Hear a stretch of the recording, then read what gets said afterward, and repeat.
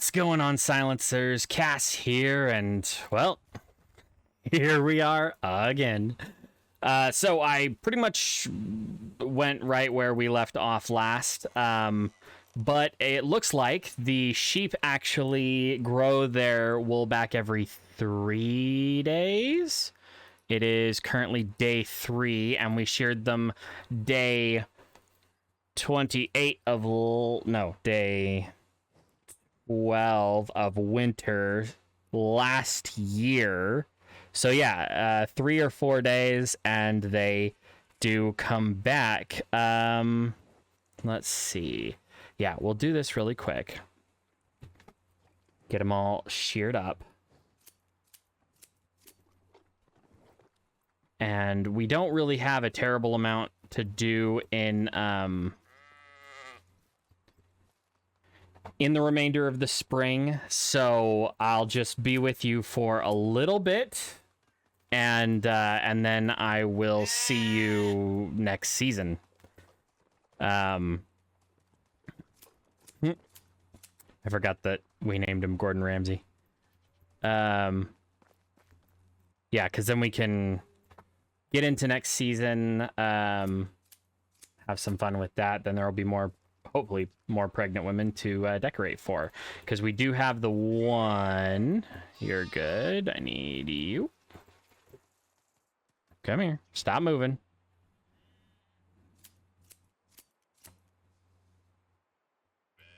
Perfect. Okay, I think for the most part that was all of them. Yeah, I already got you. We're good. So let me go drop this off. Then I'm going to grab the decorations for the huntress, who is knocked up, and we'll go from there. We're going to put the cudgel, the copper hammer, the bag, and all of that honeycomb away, and all of the iron arrows. Don't need those anymore. Why did we even have a spear with us? Put those away, that, and that. Yes. So I want a Wisent skull, a moose skull, a deer skull, one of the coverlays. So yeah, we have 11,979 coins as of the end of last episode, and whatever 5 minutes we've been doing this here. And we'll grab some dandelions and 20 stone.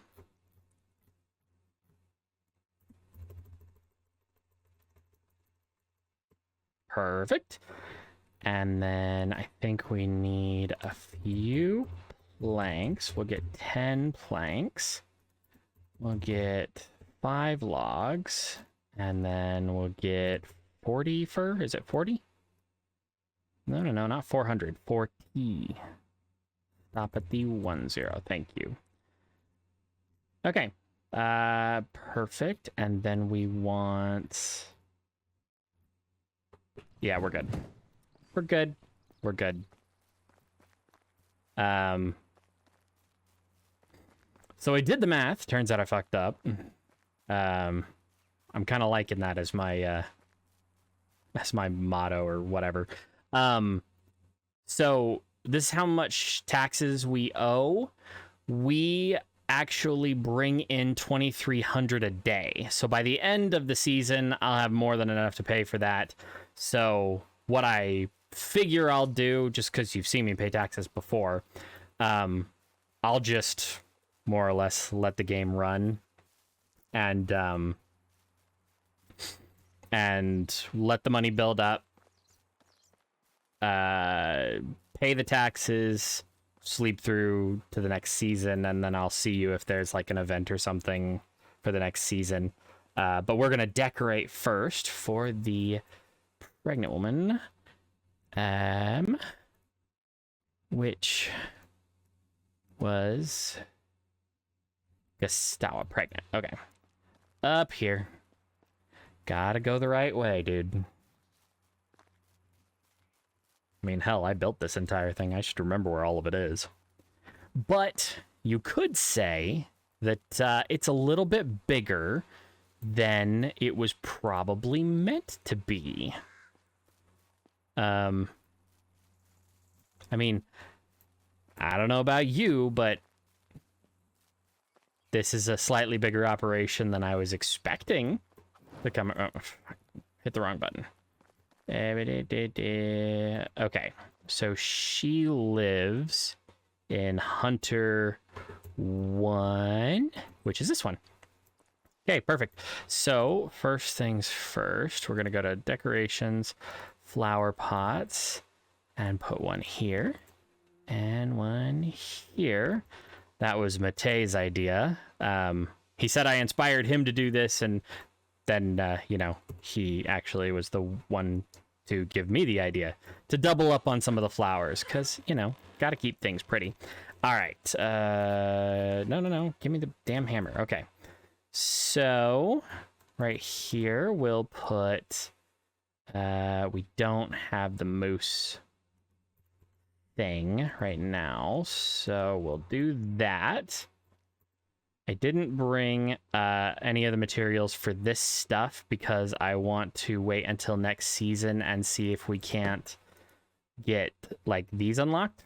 But I really want to pay taxes first. So we will leave the moose skull there.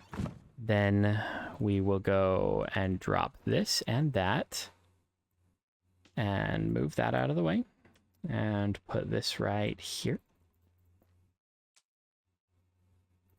Like that. Perfect. Then we'll see if this will sit on top of it. Cool.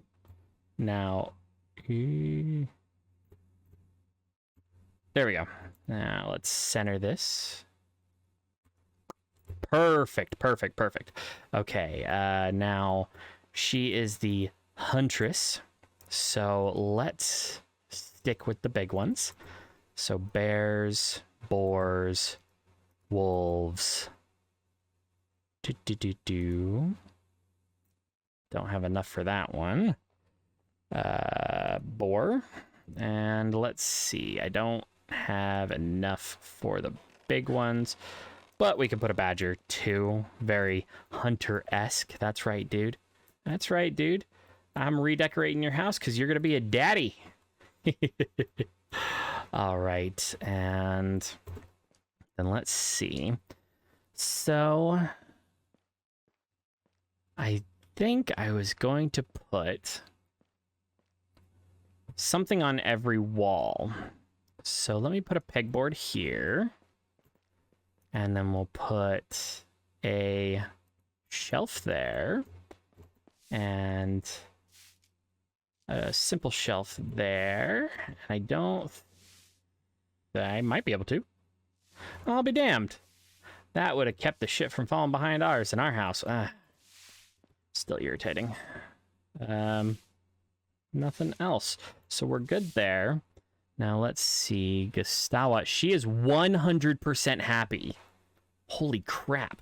And we have 99 workers in our populationville of 104. Holy crap. That's awesome. Let's put that away. And let's grab some other flowers really quick. See if we have any.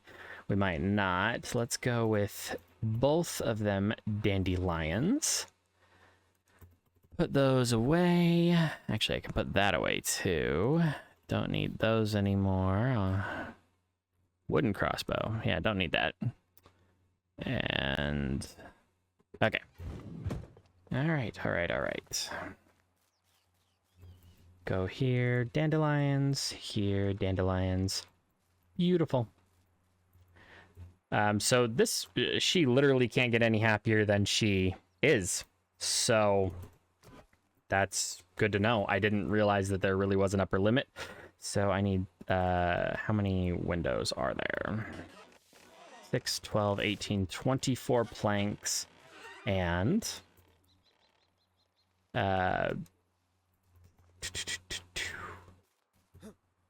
yep, 6, 24 planks and 8 logs, so 8 of those, and 24 of these. Perfect. Let's put the window covers on.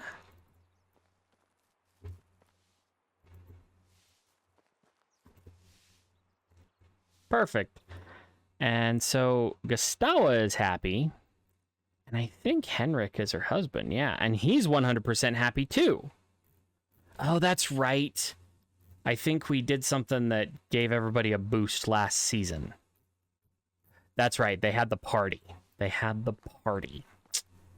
That's what it was. They had the party. Okay. The only other thing I was going to show you... sticks, linen thread. So I need just like a bunch of sticks and linen thread. So let me grab those really quick. I'll sleep through the night and I'll see you in the morning. All right. Morning. Okay, so this is a sort of a personal request from one of my subscribers, Richard Kimes. I hope you're watching. We're going to go over how to put down the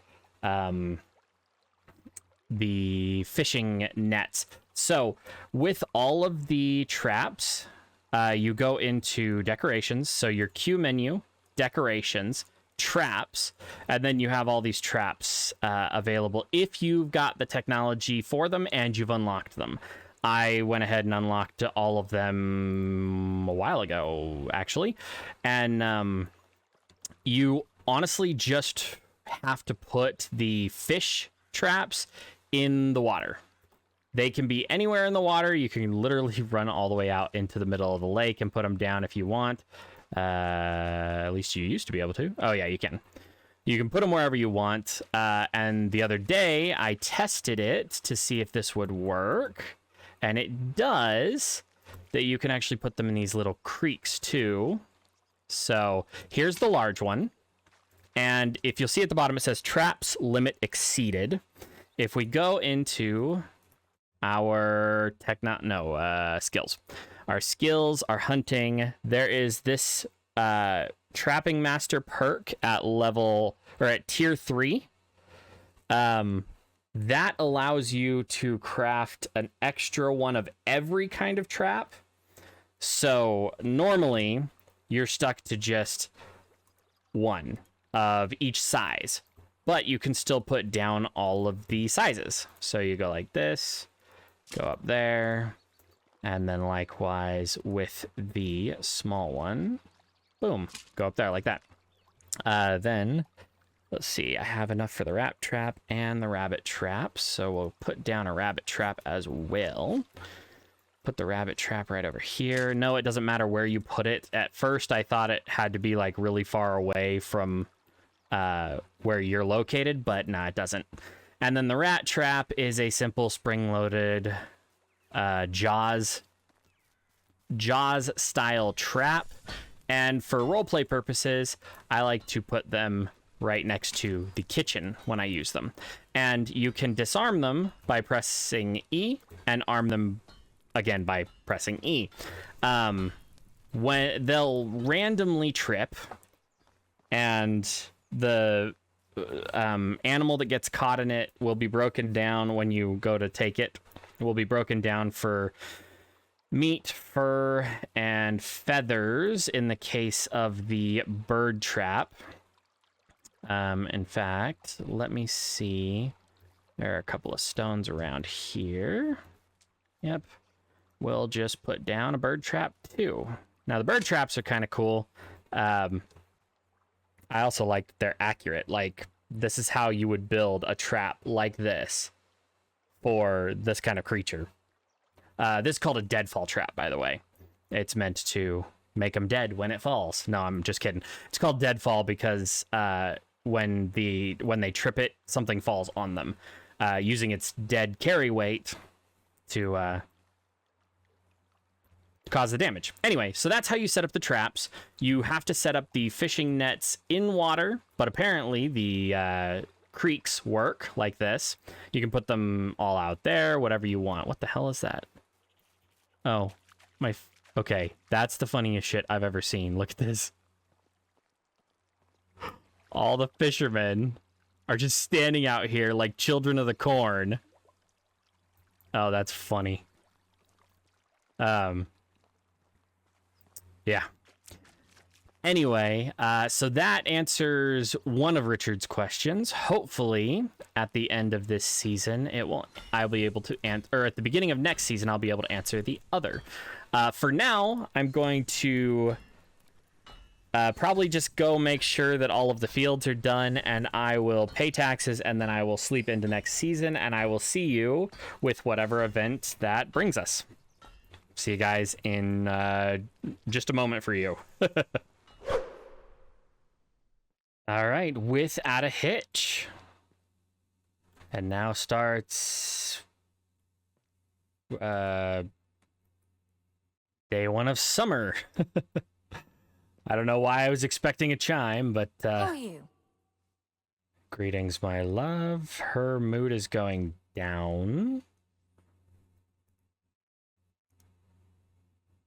How's our little kingdom doing? Our workers need more crafting materials. All right. Let's take a look at the map really quick. I don't think the Herald showed up. Yep, the Herald definitely didn't show up this time, and we only have quests in these 4 places, so you know what that means. Actually, first what it means is I wanted to look and see if any of these buildings have been damaged. No, it doesn't look like they have.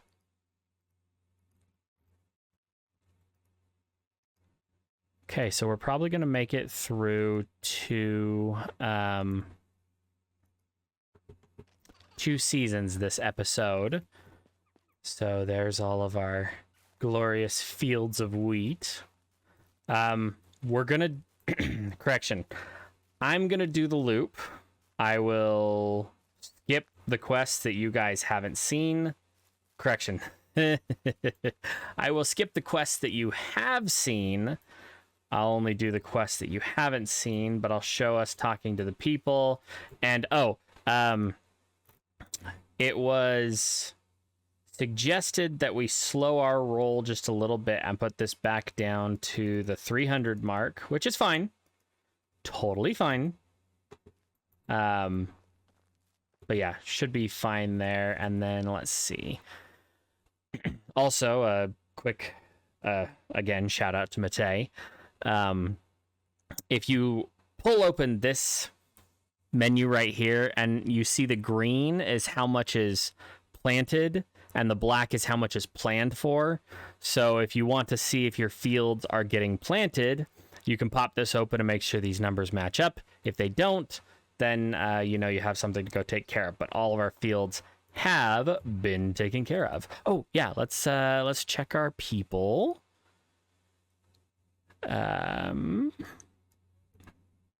Other way around. There we go. Oh, so Narvoya, she would be the new pregnant one. Ooh, wait. Haha. Casimira is pregnant. Narvoya is pregnant. Agnes is pregnant. Lugarda and Gastawa, they were pregnant last, but I'm pretty sure these 3 are new. Which means if I go here, we should have 2 little babies. Not really great stats, but you know what? I won't judge them too soon.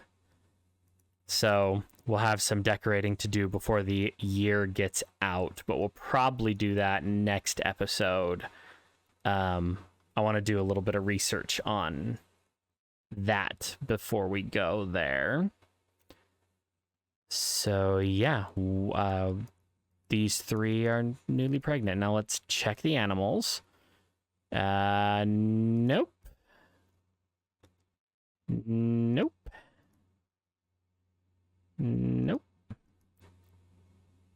Well, Titus is grown up. We should have an adult bull over there. Let's go check on that really quick. See if we've actually got a bull in here. Titus. Titus. Oh, look at you, boy. Woo! Damn, the neck muscles on that. Now, I'm pretty sure he is just meant for breeding. Because you can't get any, like, I don't know, wool or something from him. And no, I know sheep mostly have wool, but there are things like Highland cows and whatnot that people also harvest for that. Now, as you are well aware, we've got to get... fuck. There was a copper hammer. Damn it. Well, guess we're crafting a copper hammer then. Need a copper hammer, a recurve bow, a stone axe, 2 stone spears, and some sticks. I will see you in Gustovia. Oh my goodness, as I was running past the orchard, I took a look, and it looks like we can harvest the apples. Yay! But, if memory serves, in our farming and orchard, we actually have 4 orchard workers. So they'll come out and they'll start picking the fruit off the vine. Are you one of our orchard workers? You are. Okay, start pick the damn fruit. Pick the damn fruit. Where the hell are you going? Haha, they are, they're grown. They're growing. We'll come back to this a little later. Oh, I did also want to show you. We had 11,855 coins left at the end of last season. With everybody selling stuff constantly in our stalls, we were making about 2,400 a day. And then I went and sold some spoons, so we ended up with about 3,100. Jackass. We ended up with about 3,100. Blah, blah, blah. 3,100 coins. 31,000 coins. Jesus. Oh, okay. All right. So I did the quest. It was old rags. You know, had to get the materials for pants, blah, blah, blah. I think what I'll do is I'll, like, not do the quests for a couple of episodes, and then I'll do all the quests again. Just to kind of keep them fresh in your mind, but not overworked. All right, Samagast. Hail, friend. Yes. Now, what are your skills? You get along well with other people. You're good at gathering. You're 18 years old. You're good at crafting as well. And you're good at hunting, but you are not an excavator. Goodbye. So, 18 and gathering, I'm pretty sure that we need a fisherman, so you are Friend. perfect.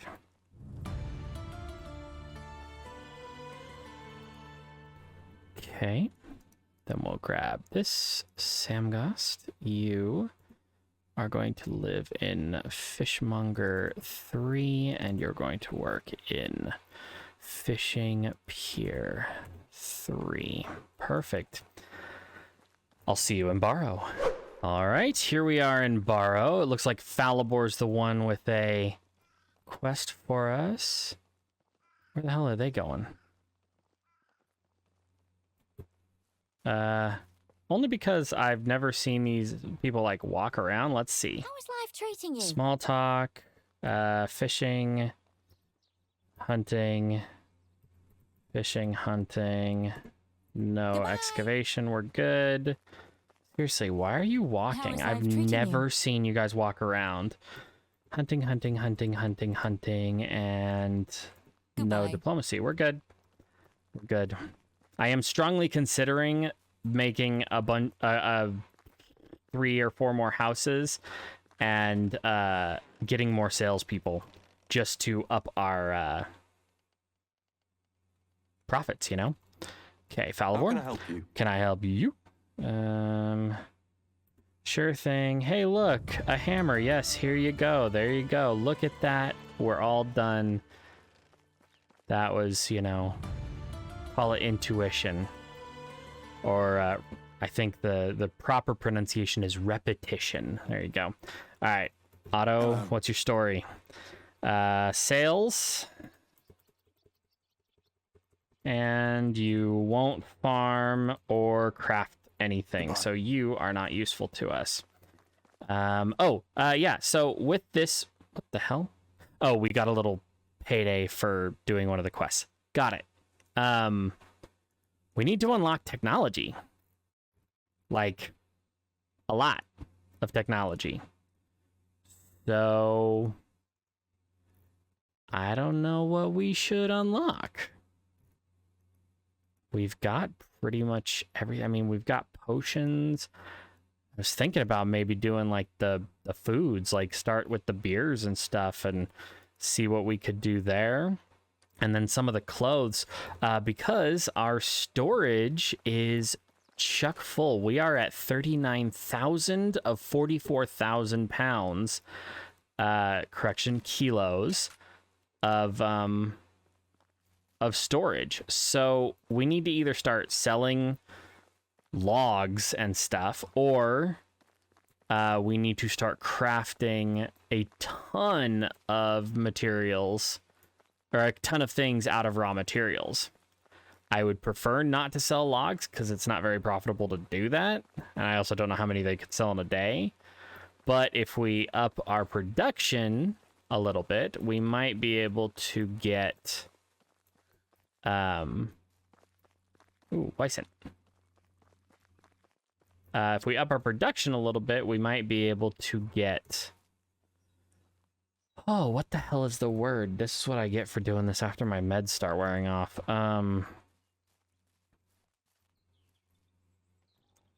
Fuck it. I see something I need to shoot.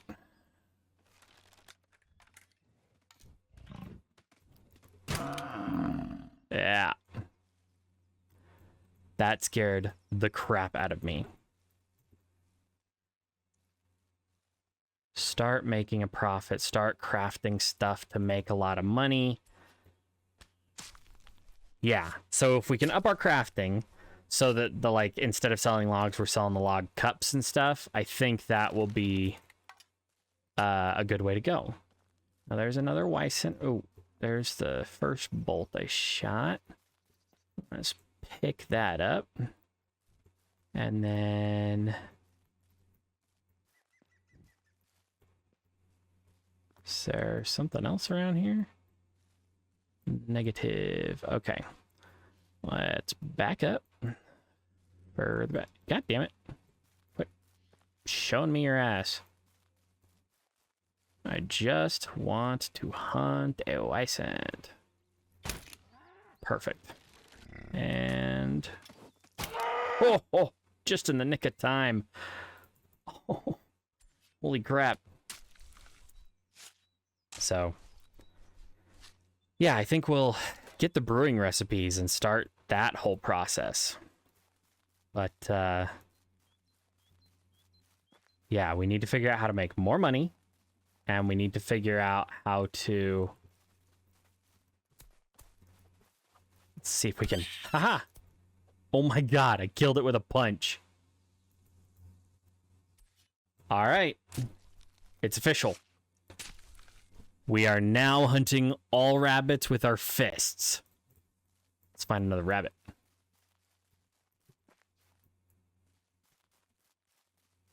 Here, lizard, lizard, lizard. This is where we want to go anyway. Come on. Any bunny rabbits? No, damn. All right, so in the middle of, doing this quick mouths to feed quest, since it's easy enough, I really need to remember to bring fish with me when I go walking around. The I have a story for you about my time in Japan. So, my time there, I was on a religious mission, basically, to spread the word of Jesus that I don't believe in. Yeah, it was bass backwards. Anyway, so I think I may have killed someone. Now, I say that in a joking tone because it is kind of a joke, but at the same time, I'm dead serious. I think I may have accidentally had someone killed on my mission. So, I remember the night. It was really cold. Everything was damp because it had been raining, and we were riding back to our apartment, and we were at the base of this mountain that was about, I don't know. We were riding our bikes, and the mountain was probably 5.5 miles from the main road up to where our apartment was, way up in the mountains. And so let me back up. As part of the, finding people to take to Jesus's womb or whatever the fuck it is, we talked to a lot of people. We knocked on lots of doors, and you are just sales. I'm gonna have to build some more sales places. See you soon. We talked to a lot of people. Anyway, so this one time we knock on a door, and this really rough-looking guy answers the door. There's a very serious stigma about tattoos in Japan because that's what the Yakuza do. The Yakuza being the Japanese mob, and so they are very sketch about tattoos if you have any in Japan. Well, this guy opens the door. He doesn't have his shirt on. He has the most bitchin' tattoo up his arm I have ever seen in my entire life. I can't even remember what it was. It was something like ridiculously stereotypically Asian, like a tiger holding a dragon or something. Like it was really cool, but anyway, so he answers the door like that, and we're talking to him for a minute, and he was super nice, like one of the nicest people I met on my entire mission. Super down to earth, super nice. And how are you? As we're talking, I'm looking at him, and he puts his hands up on the door frame. So you know how to cook?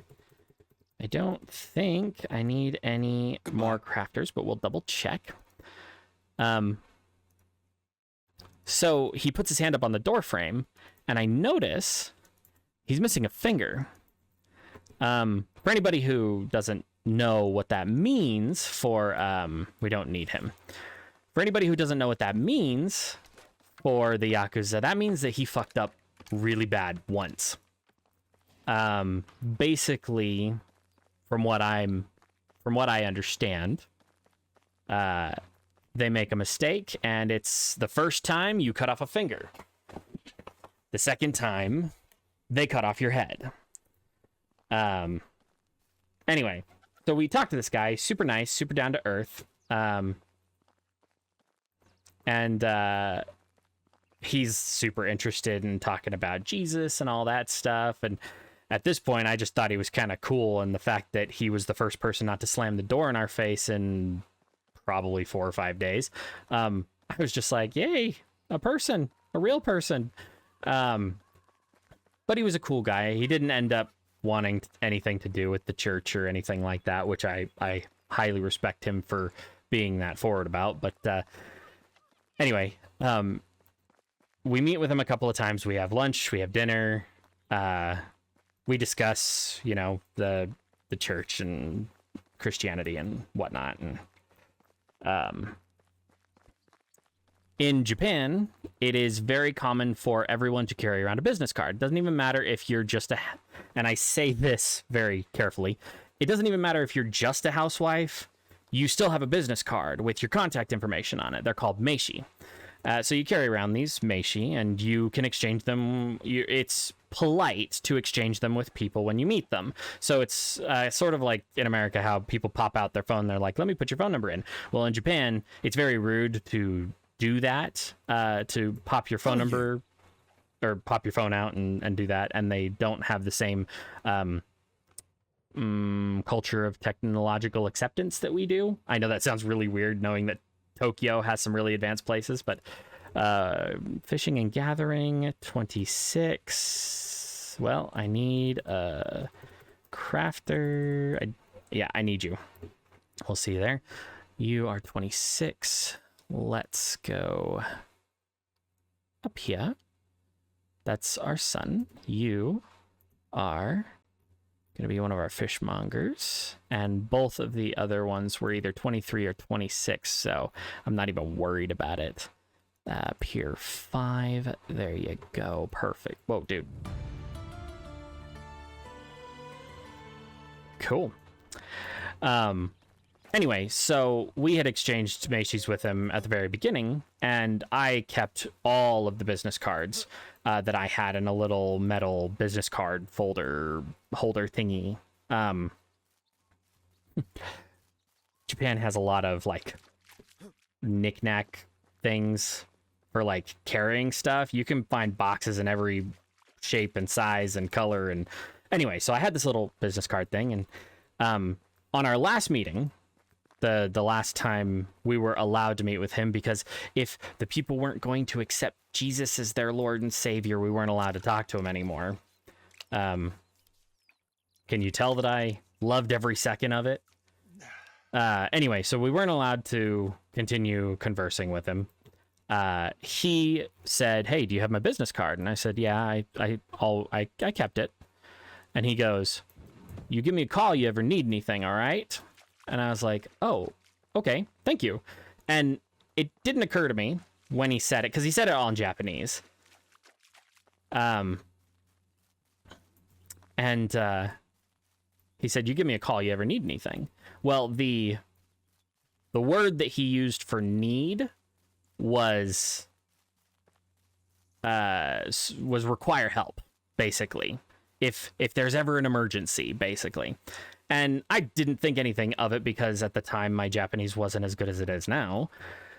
And I was like, "Oh, thank you very much," and we went our separate ways. Well, fast forward to this time, it was probably 2 months later, because it was towards the end of November, yeah. So it was towards the end of November. It had just rained. It was dark, it was cold. We were riding our bikes up this hill. Well, while we're riding our bikes up this hill, farming, don't mind if I do. You are a farmer and you don't want to do much of anything else. I'm totally fine with that. And you are a 29-year-old farmer. Oops. I may have fucked up right there. We'll see. We'll see.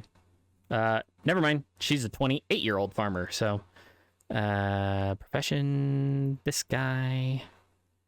And then Meridica.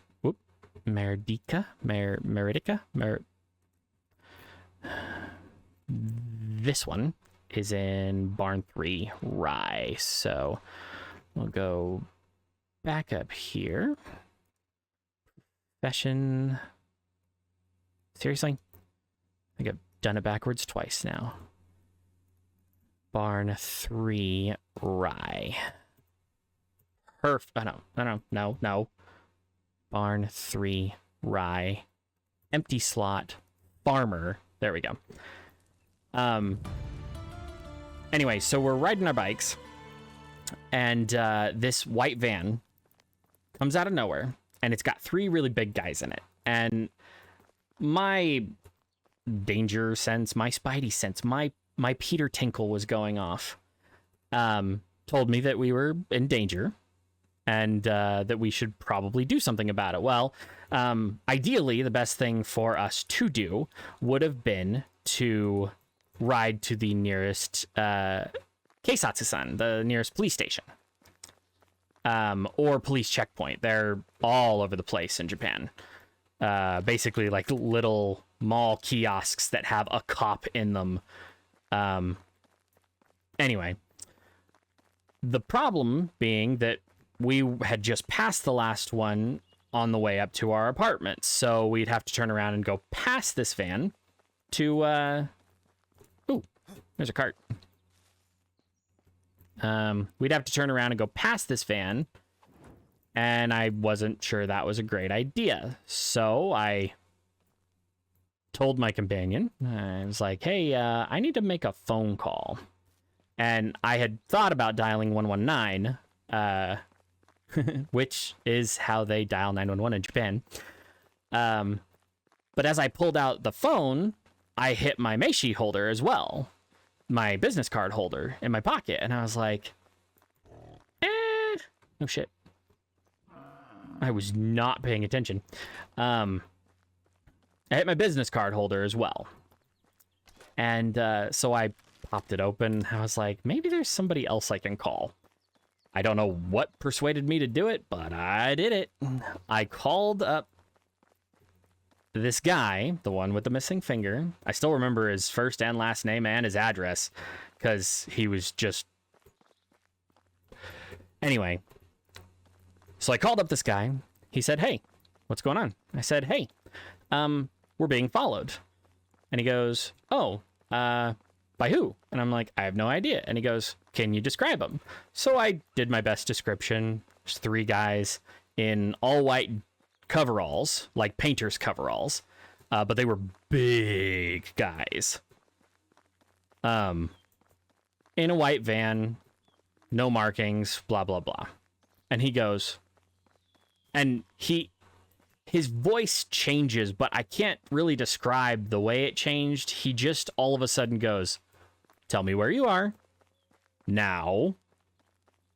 And so I gave him the street corner that we were on, and he goes, okay, stay on your bikes, don't stop. I was like, okay, cool. That's pretty much what I was going to do anyway. So I hung up with him. I put 119 into the phone, and I was going to call it, and my companion taps me on the shoulder and goes, hey, that car's following us. It was the van. I said, yeah, I know. We'll ride home as fast as we can. And he's like, all right. So we floored it. Best we could, we floored it. And I don't know exactly how long it was. It was probably like 2 minutes. Hunting and sales, you're not really useful to us at all.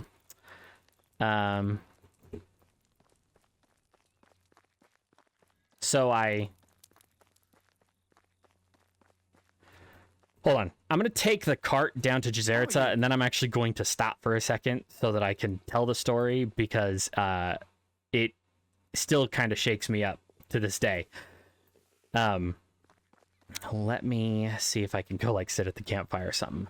And then you can listen again to our tale of the Bionicle.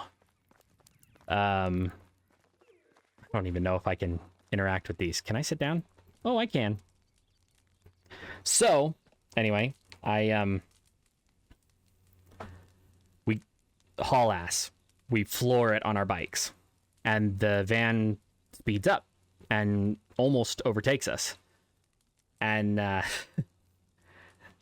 no sooner did I realize we were about to die, or that something bad was about to happen, than another van comes out of nowhere.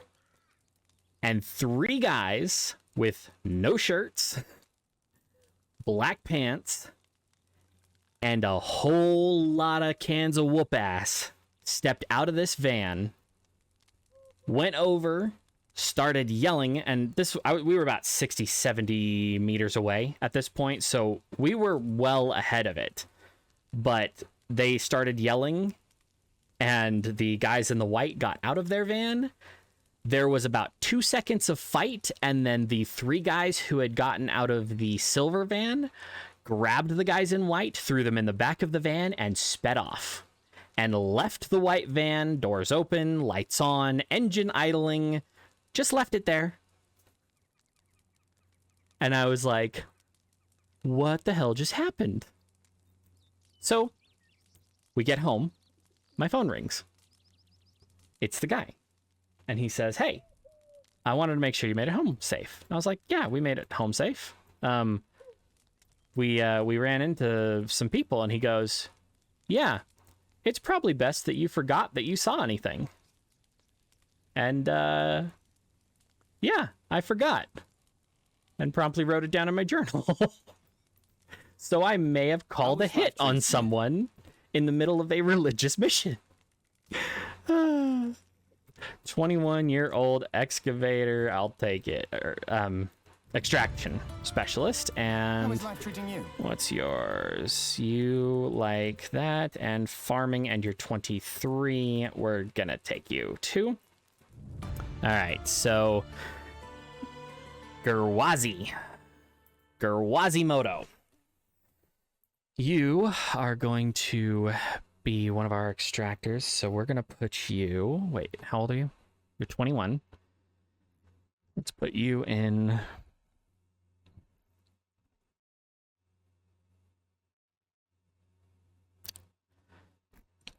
Did we fill out the copper worker? Oh, no, we didn't. So you are going to be a copper worker, and you are going to work in the mine. Copper.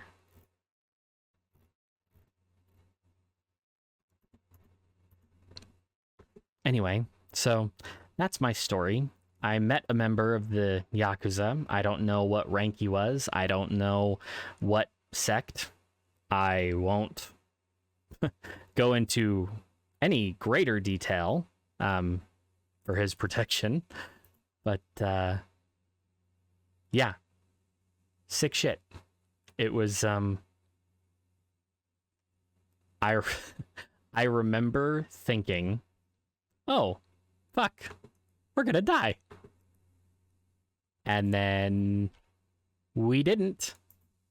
I was probably shooken up for 4 or 5 days after that. I didn't really care what happened to the other guys. I'm not gonna lie. Like, I didn't care if they lived or died. But the fact that I mean, I had no doubt in my mind that something bad was about to happen to us. And, yeah. Where the fuck did I just put that guy? Put him in Farmer 5, geez. And Farmer 5... Farmer 5 has Oswalda. And... Okay, fine. Gotta remember that right-click tip that Tim gave me. Thanks again, Tim, for that. I do appreciate it. Barn 3 Rye. Okay. So you, Sir Jackus Asith, will work in Barn 3 Rye as a farmer. Perfect. And that's all them. So I'm gonna probably go sleep through the night. I don't know. Maybe I'll keep you with me. Let's see. Trying to think of any other more lighthearted. Oh, yeah. So I got kicked out of not 1, not 2, but 3 all-you-can-eat buffets in Japan.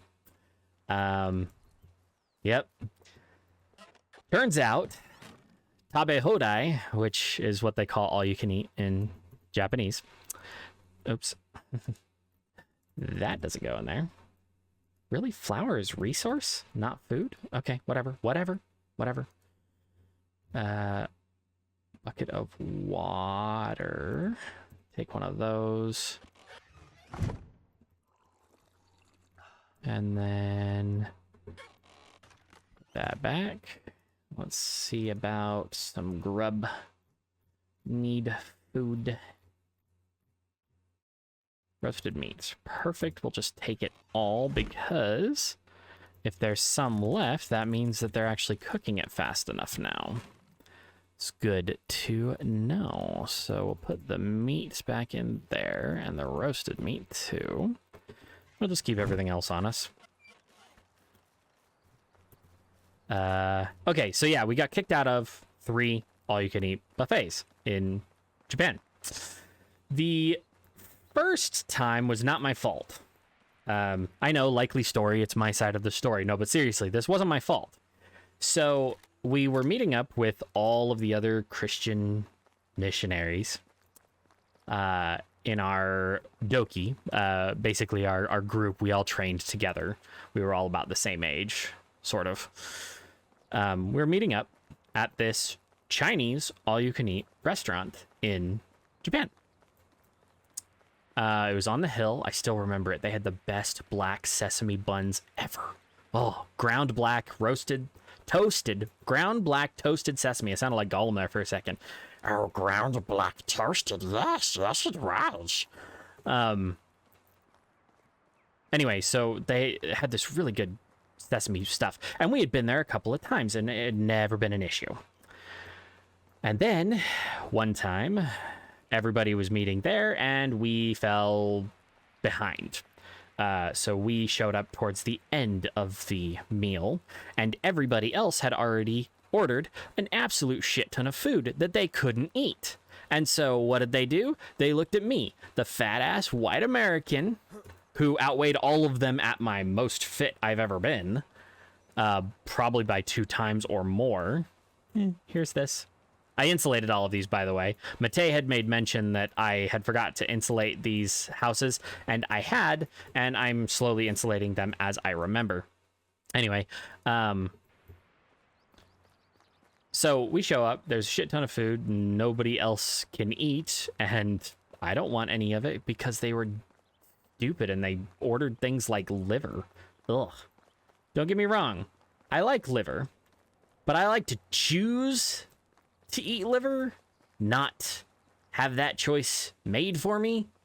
Anyway, so they're like, you gotta eat this. Well, as I sit down, the hostess, whatever, the owner of the restaurant comes over and says, all right, you have 10 minutes to eat and leave. Now, this was the first time I had ever heard this anywhere. But apparently in Japan, it's not that you pay for all you can eat. You pay for a certain amount of time that you're allowed to eat. And kind of like you pay for the table for a certain amount of time, and then they kick your ass out of the restaurant. So I got 10 minutes and about 15 plates of food to eat. And I didn't make it. I tried. What the fuck? I went the wrong way. Whoops. I tried, but I didn't make it. We got kicked out, and they didn't let us come back. Not my fault. The second time was an Indian all-you-could-eat restaurant. Again, Tabe Hodai was on the sign. And here's something else that was funny as hell. There was a foreigner's price for the menu for all you can eat. There was the normal price. There was the, and then there was the gaijin price. So you had to pay more to all you can eat as anybody who wasn't Japanese. Which, it was just funny as shit. It was only like $4 more, but, then when we ordered our curry and naan and kheer and samosas and all this stuff, they brought it out. We promptly ate it. And then I asked for okawari, a second. Because they don't let you, like, it's not like buffet all you can eat. Like, you still have to order it and then they'll keep bringing it to you. It's their way of thinking it helps. But I asked for an okawari. Oh. Are you the two that I talked to earlier? Hello. You are a Goodbye. gatherer? How is life treating you? So are you. You're Goodbye. both completely worthless to me.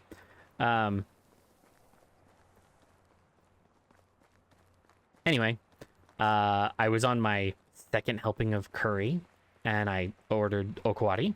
How is life treating you? And they brought me curry, but they added like 30 hot peppers to it, which is fine because I like spice. But had they done that in the United States, I would have punched them in the throat and sued their asses.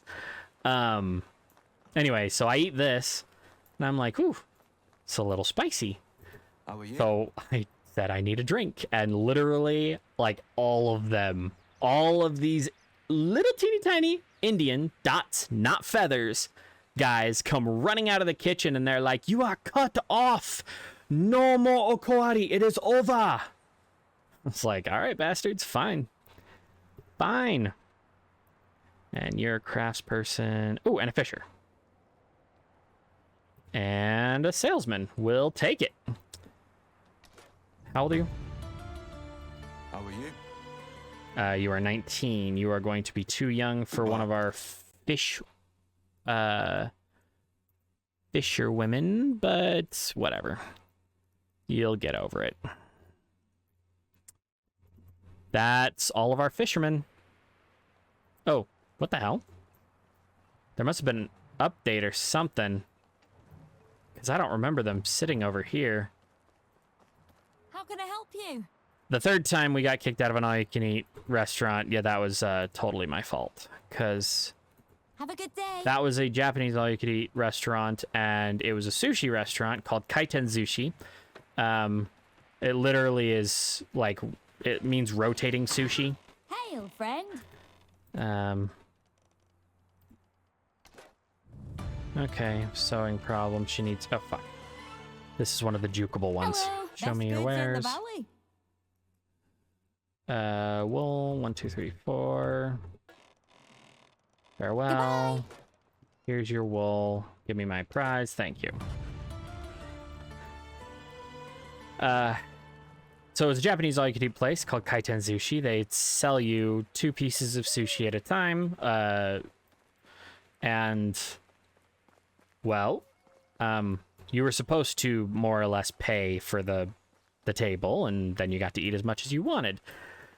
I think between my companion and myself and the 2 other people that we were eating with, we might have thrown down like 200 plates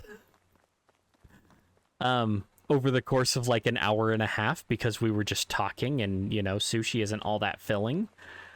So, yeah, they asked us to leave. That was fun. Never felt like more of a fat ass than I did at my lightest I've ever been. You know, getting kicked out of the all-you-can-eat buffet. All right, and let's see. I think that was it, actually. Like I said, this episode is probably going to take place over 3 seasons, so I'm probably going to... Yeah. We have our pregnant women. There they are. We have our pregnant women. 1, 2, and 3. We're going to redecorate their houses next season, so in the fall. I'm going to let the game play out for a little bit. And probably help with the harvesting of the grains and stuff. Because there's lots of this. Actually, screw it. I'll do that on camera. Because it occurs to me, except for my farming tutorial, I haven't actually done a terrible amount of farming. So, I'll take care of it. Let's see, do I have any other non-interesting stories from Japan? Iron scythe. We'll take that one. We'll take a sickle just in case, and I don't really want anything else. Scythe for there. Put it away. I can't think of anything else off the top of my head. Oh, yeah. Here you go. Here's one. Is this not harvestable? Oh, it's not harvestable yet because it was planted after this was. Okay. So we might be able to harvest some of the wheat, though. Put that away. Okay, so that does need to be... Okay, no, this is ready. I was just holding the scythe. Okay. Sorry, honey, but you're slow.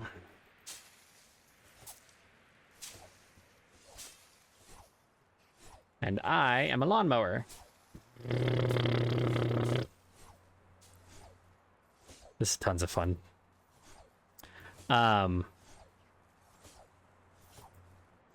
So, in my last area that I lived, it was a place called Sanjo out of Niigata, the biggest shipping port on the Sea of Japan side of Tohoku, the northern part of the main island.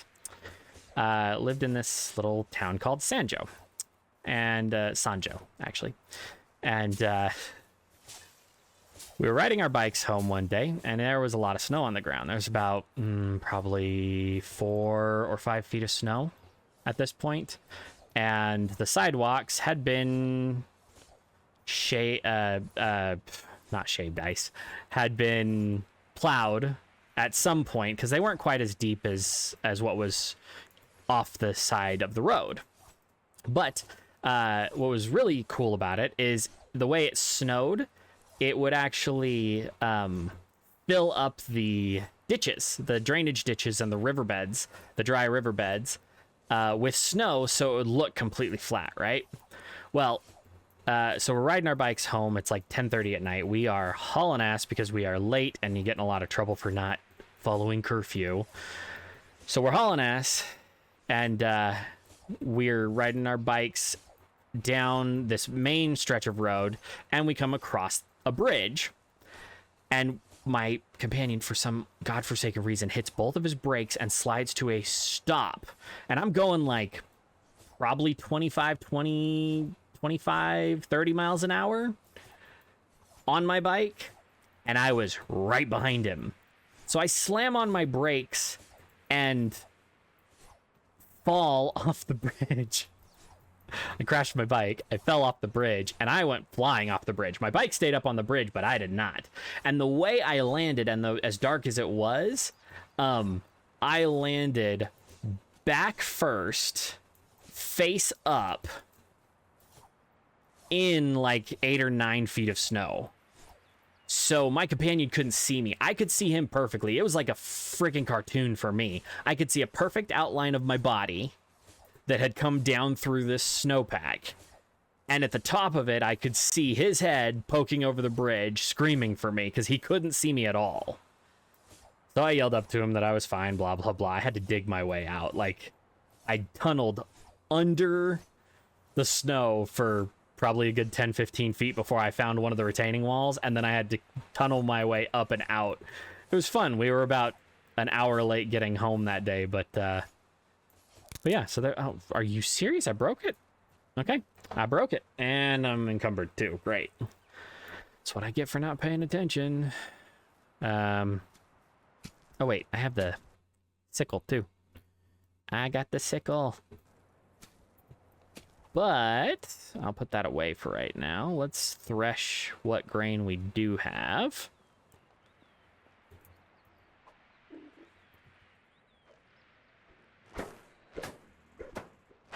$1,746. Holy crap, no wonder I can't walk. Anyway. Let's see. Do I have any more stories that I thought were interesting? Oh, yeah. So I'll spare you the details about how we broke a shit ton of rules to make this happen. But basically, some of the local members of the church, they wanted to take us to this celebration. It's called the Hataka Matsuri. It literally stands for the Naked Festival. And it's not exactly what you think. It's not a Mardi Gras orgy where, you know, everybody's got their boobs hanging out and stuff. It's all dudes. Yeah. So we go to this Hataka Matsuri. And this is 2.5 hours south of Sanjo by car in the middle of the winter. There is 4 meters of snow on the side of the road, and we are at this festival where they dress you up in basically sumo diapers, and then they wrap your rib cage in basically like battle bandages to keep you from breaking your ribs because it gets pretty heated pretty quick.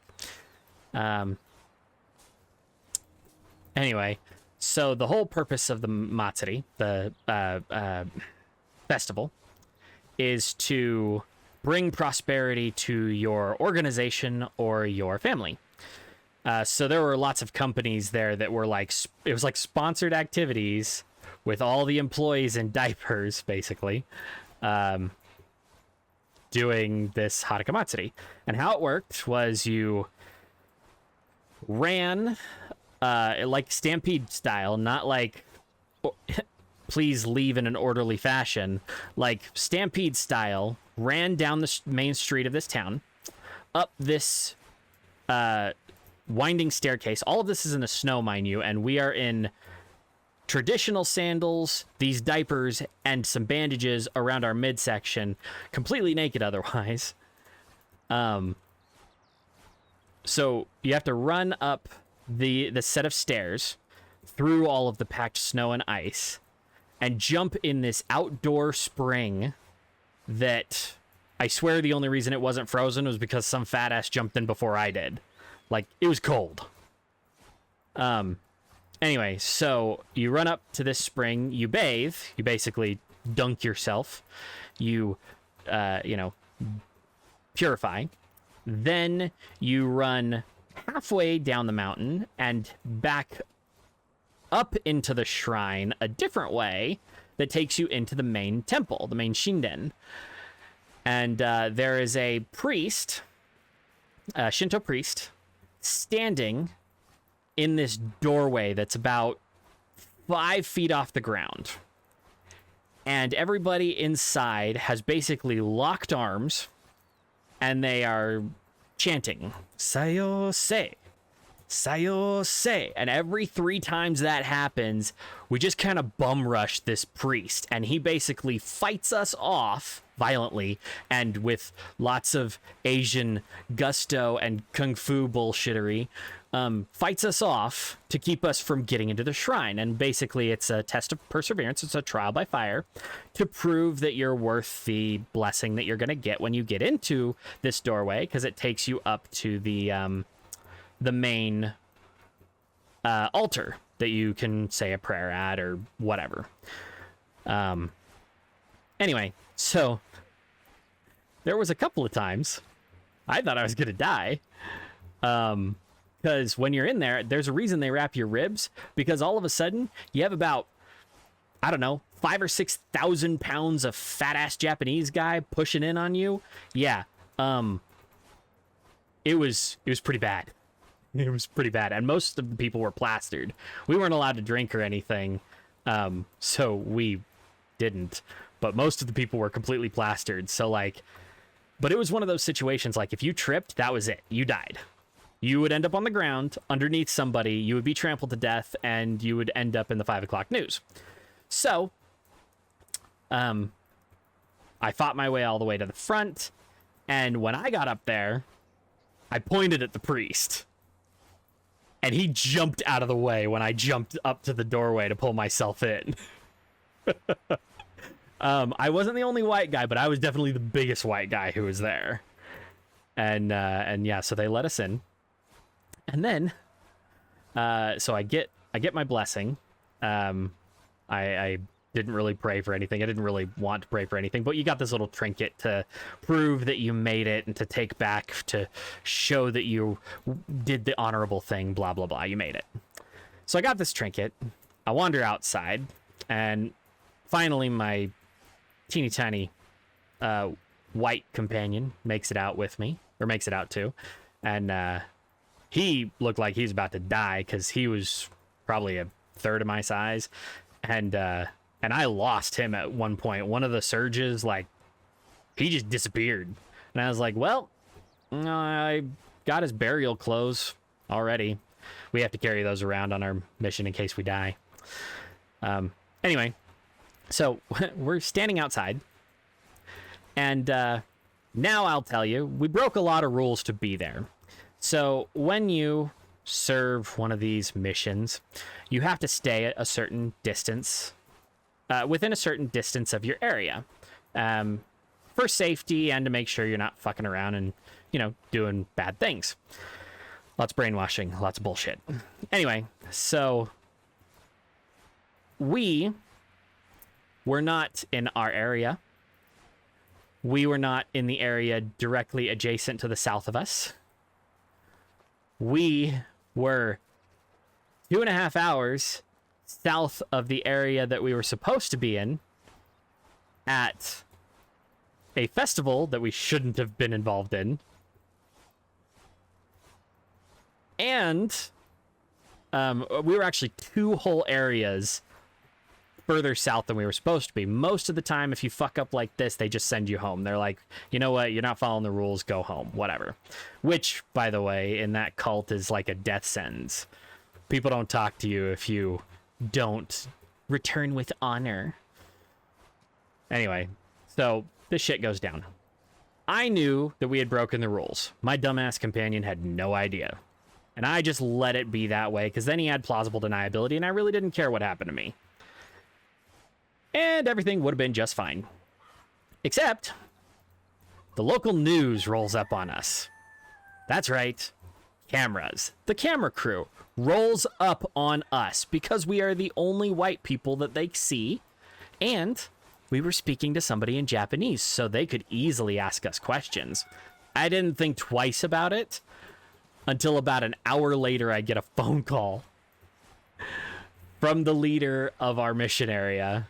He's called the mission president. I get a phone call from him, and he goes, Elder, where are you? And I was like, I'm in the car with this member and this member. And he goes, where were you? I was like, the Haruka Matsuri and south of... I used to remember where it was. I was so tired that night. We didn't get home until like 2 or 3 in the morning.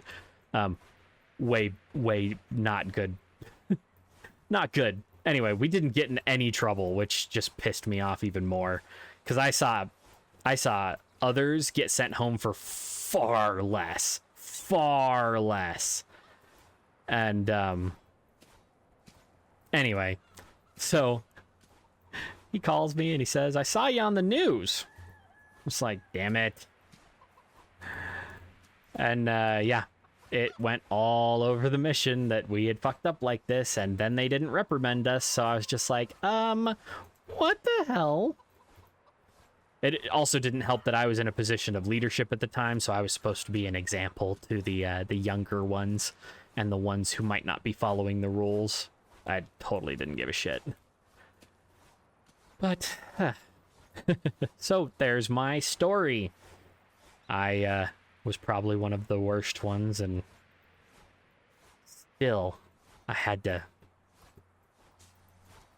deal with all of it. Anyway, I will finish this up, and I will let the season play out appropriately, and I will see you in the autumn. All right, and here we are in the fall, or autumn, rather. All of our stuff is ready to harvest again. Okay, so have to go over a few things with you, but first things first, we have some quests. It looks like our wife has a quest. We have one villager with a quest. Then we have some other quests. I'm not going to show those on screen unless you haven't seen them, but let's see what our wife wants, because that's the most likely to be a new one. How can I help you? Greetings, my love. How's my beautiful family doing? You won't believe what an interesting person I've met. Someone who hates farm work, but somehow you can respect them? Stop with these fairy tales. That's simply not possible. I need to check once in a while that you're not getting soft on me, woman. Shush, I've met a young woman who's a real inventor. Intriguing, what did she invent? Well, I didn't ask specifically, but believe me, she's so full of passion and knowledge. It had been wonderful talking to her. I think you should stop by Baranitsa and chat with her a bit while she's still in the valley. I'll give her a try. That's a horrible way to say that, dude. Okay, so first thing, I guess, is I decided to put a little stone retaining wall around my place. I like it. I like it a lot. So, I wanted to put a path up. Yes, a path down the mountain. I think it was Mate had mentioned that I should probably do this because while I enjoy running everywhere, my wife probably hates my guts for putting our house so far up the damn hill. So, I'm putting a little bit of a path that will come down this direction and connect with the top of town. I don't have to walk this, I can run it. I'm going to avoid the berry patch. It's not terribly valuable to us, but it certainly makes it easier when we need berries.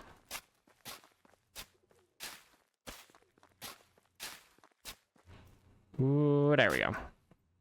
Perfect. So now we have a path going through town all the way up the side there and to our house up top. Great. Now, next on our agenda is we need to decorate for some pregnant women. That's right. And one of them is our beautiful Agnes. She, I believe, lives here in the Taylor's house. Let's double check. No, this is Narvoya, but she is one of our pregnant... Uh-oh. I didn't even think about the fact that we were now in a different season. I'm not so smart. Oh, crap. Well, we have Agnes, Dragomira, Casimira, Narvoya, Rosalinda, Miragnewa, and Radagunda. Holy mothers of babies. Yeah. So, Narvoya. I already gathered everything that we typically use for decoration, except for... Yeah, I didn't grab a single stick. Did I grab any sticks? I didn't grab any sticks. I didn't grab any sticks, but we're right here next to this. So let's take care of it. Sticks. I swear our entire economy is going to crap out at the same time because I didn't plan for all these women to be knocked up at the same time. Oops. There we go. Okay. Now we should be good in theory. Did I... God damn it. Oh, wait. The leather is on the ground. I'm an idiot. Okay. So, first thing I wanted to do is check our money. Jeez. Because I want to do lots of expensive things. So, how's our money doing? Haha, at the end of a season. I hadn't checked this most of last season. The last time I did check it, it was about 5,000. So we made 21,317.9. So let's go ahead and grab all of that. Yes, it's probably dangerous to be carrying around 40,000 gold, but I can't really complain too much. Now I tested out a few things, but I tried not to buy any of the like decorations and stuff without you guys here, because I wanted to share all of this with you. So I had a thought. Maybe we should unlock all of these so that we can start doing things with them. And as you can see, my inventory is absolutely freaking loaded, and these flowers don't weigh anything. So like 305 of them weigh like 3 pounds. So I can carry around a lot of these, but we need to unlock these. I figure we should just go into our technology tab and unlock absolutely everything that we can. I want to unlock all of these recipes if we can, because we have like some rye and oats and whatnot left over, and I would love to get into that. I also want to do clothing and stuff. But for now, let's just focus on buying all of the pretties. Lanterns, flower wreath, wood stool, straw wreath, Himalay, decorative, wooden door and that. And then wooden shelf and flower Himalay. And double hanging rack. And that is absolutely everything. Holy crap, that took us a little more money than I was expecting. Next, we're going to go down here to the tavern. We are going to get all of the juices. Juice, and then we'll get the rest of the drinks as well. Because you need to make the juices before you can make the wines. And yeah, so we should be good there. Now, everybody, so far as everybody has said, keep the Dynasty reputation gain at normal. It's totally fine with me, but I discovered that we probably need a few more people. So right here, I built a kitchen for the pastry chef and his wife. No, I don't believe we have anybody in here just yet, but this person is going to be primarily responsible for the pies. The pies and the tarts that aren't specific to other places. So, anyway, let's decorate. Let's pick up the leather. Grab that leather. And then we'll put, I forgot where it goes. That needs thistle. Is it slot number 4? Yeah. So slot number 4 is the middle one. So we'll do that. And then let's see. We're going to, is it this one? That one is by the door. This one. That one's in front. That one's the middle. Come on. No, that one's by the door. That one must be behind me. And so must that one. So let's go over here so we can see what we're doing. Where the hell is that going? Oh, over the stove. Oh, okay. Now, where's this one go?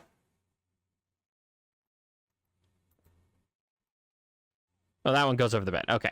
So we're going to do a large flower wreath Himalay. I think that's really cool. Where the... Oh. Whoa. I don't know if I've seen one of these not have the bed immediately... The double bed immediately adjacent the door. That's kind of cool. So, that's really pretty, too. I like it. I like it a lot. And then... Who is this? This is the tailor, so... We'll do a straw Himal... Where the fuck did that go? Oh, there it is. So this... now I know why I'm confused. Because the house was built this way. So this right here should be the door. Because slot number 1 for most of the houses is right over the door. Okay. That's good to know. Let's grab the chicory and the stone and the fir. We'll go outside. We'll double up on the flower pot. Perfect. Then we will chicory do. Chicory. Okay. And then wanted to...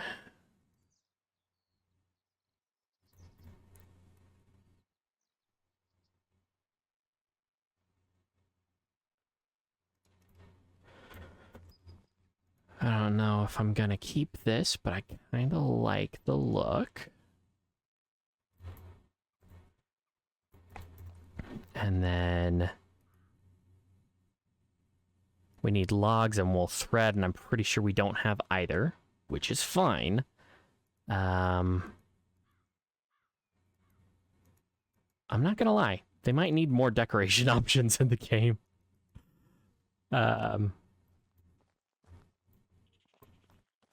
Oh, this farming field.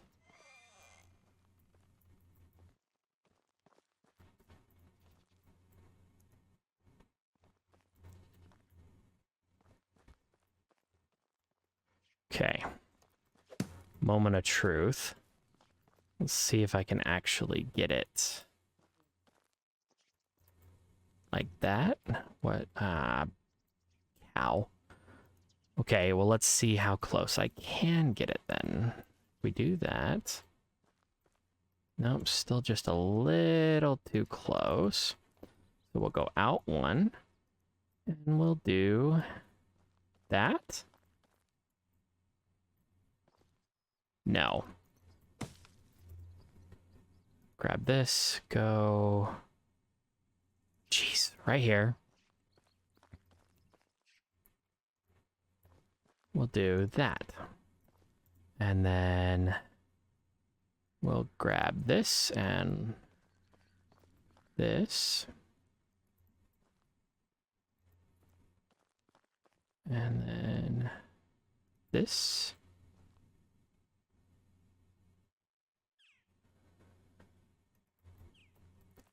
Delete that, and that, and that. And then do this the smart way. Start here. Go down here. And here. And there, and call it good. Now let's put that away. Let me go grab a hoe really quick. So let's get a bag. And it's the fall, right? So we probably can't actually plant sow during the spring. Okay, and let's get a hoe. Jesus, where is it? Hoe. You know, I never thought I would actually be screaming to find a hoe. Just saying, wasn't prepared. Grub up that. And then I have a lot of sticks, so we'll just tap this out really quick. Though this hammer is probably going to break.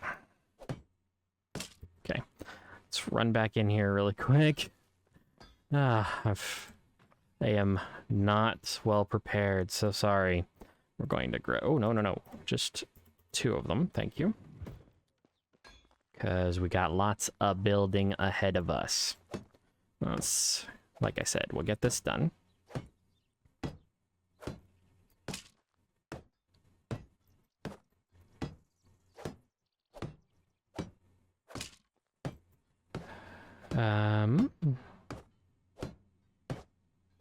So I figure this will just turn into a little garden.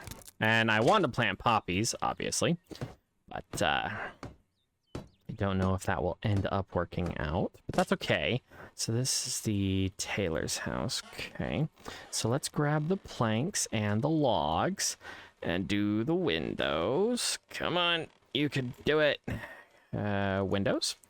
No. This one. There we go. Shutters. Braced wooden shutters. And I'll upgrade these as we get just a few more materials. Once we have all the mines completely filled out. Seriously, I'm out of logs? What do I need? 3 more? Yeah. Need 3 more logs. As we get access to slightly more materials, because right now I'm kind of using the iron as fast as it's coming in, then we will take care of it.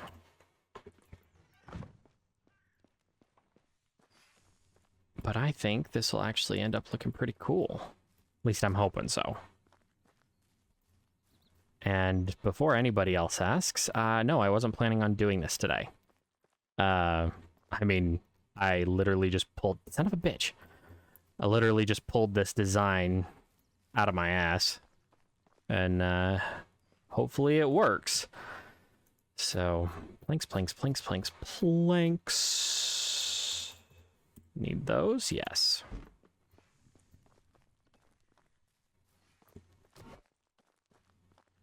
Run, Forest. Come on. Oh, God, I went the wrong way around the damn house. Okay. So now it's all boarded up. Then I wanted, oops, to do that. So let's go back to build. We're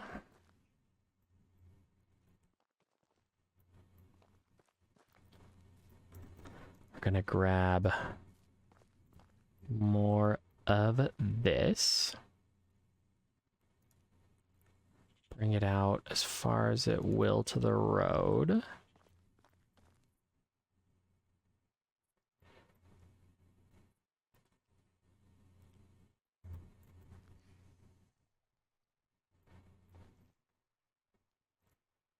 then bring it that way. Perfect. And then we'll break down these 2 pieces. go back to the building stuff. We will use a wattle gate.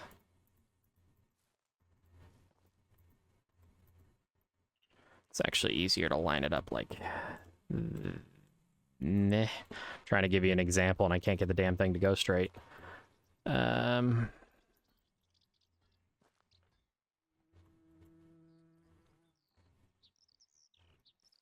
there's that. And then... grab... this. Screw it.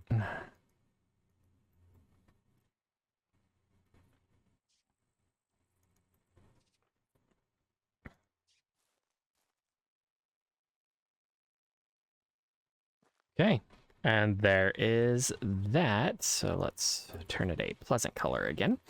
And I'm not quite sure what we'll do on the inside here, but I'm starting to get the idea of decorating, I think. I mean, I could be... son of a bitch, where's the... there it is. I mean, I could be wrong. This could be extremely ugly and nobody's telling me because they're just trying to be nice, but... okay. So there's that, and I think we'll put like a table or something right here with like some tools on it, or maybe like a flower pot or something. I don't know. We'll figure it out. But that gives us a lot of... let's see, this was Narvoya right here.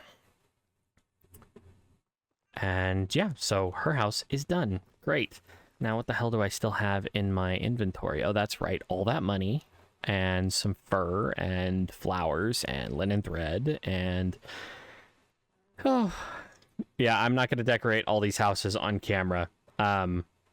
But I will try different things with them, and then I'll show you what I've done. I'm also not going to do the quests on camera right now, but I will show you the rest of what I attempted to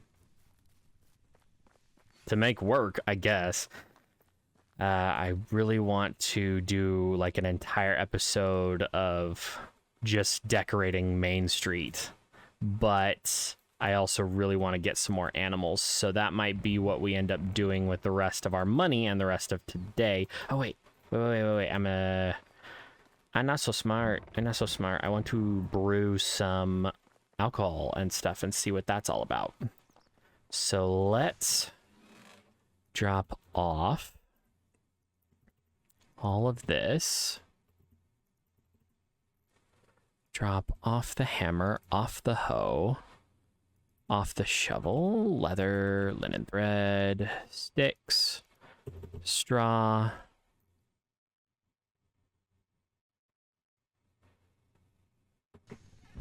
Okay, what do I need for the beer? Yes, we need beer. That is the whole purpose of life. So, let's see. The most profitable beer is actually rye beer, but we don't have a lot of rye grain left right now. So let's just grab...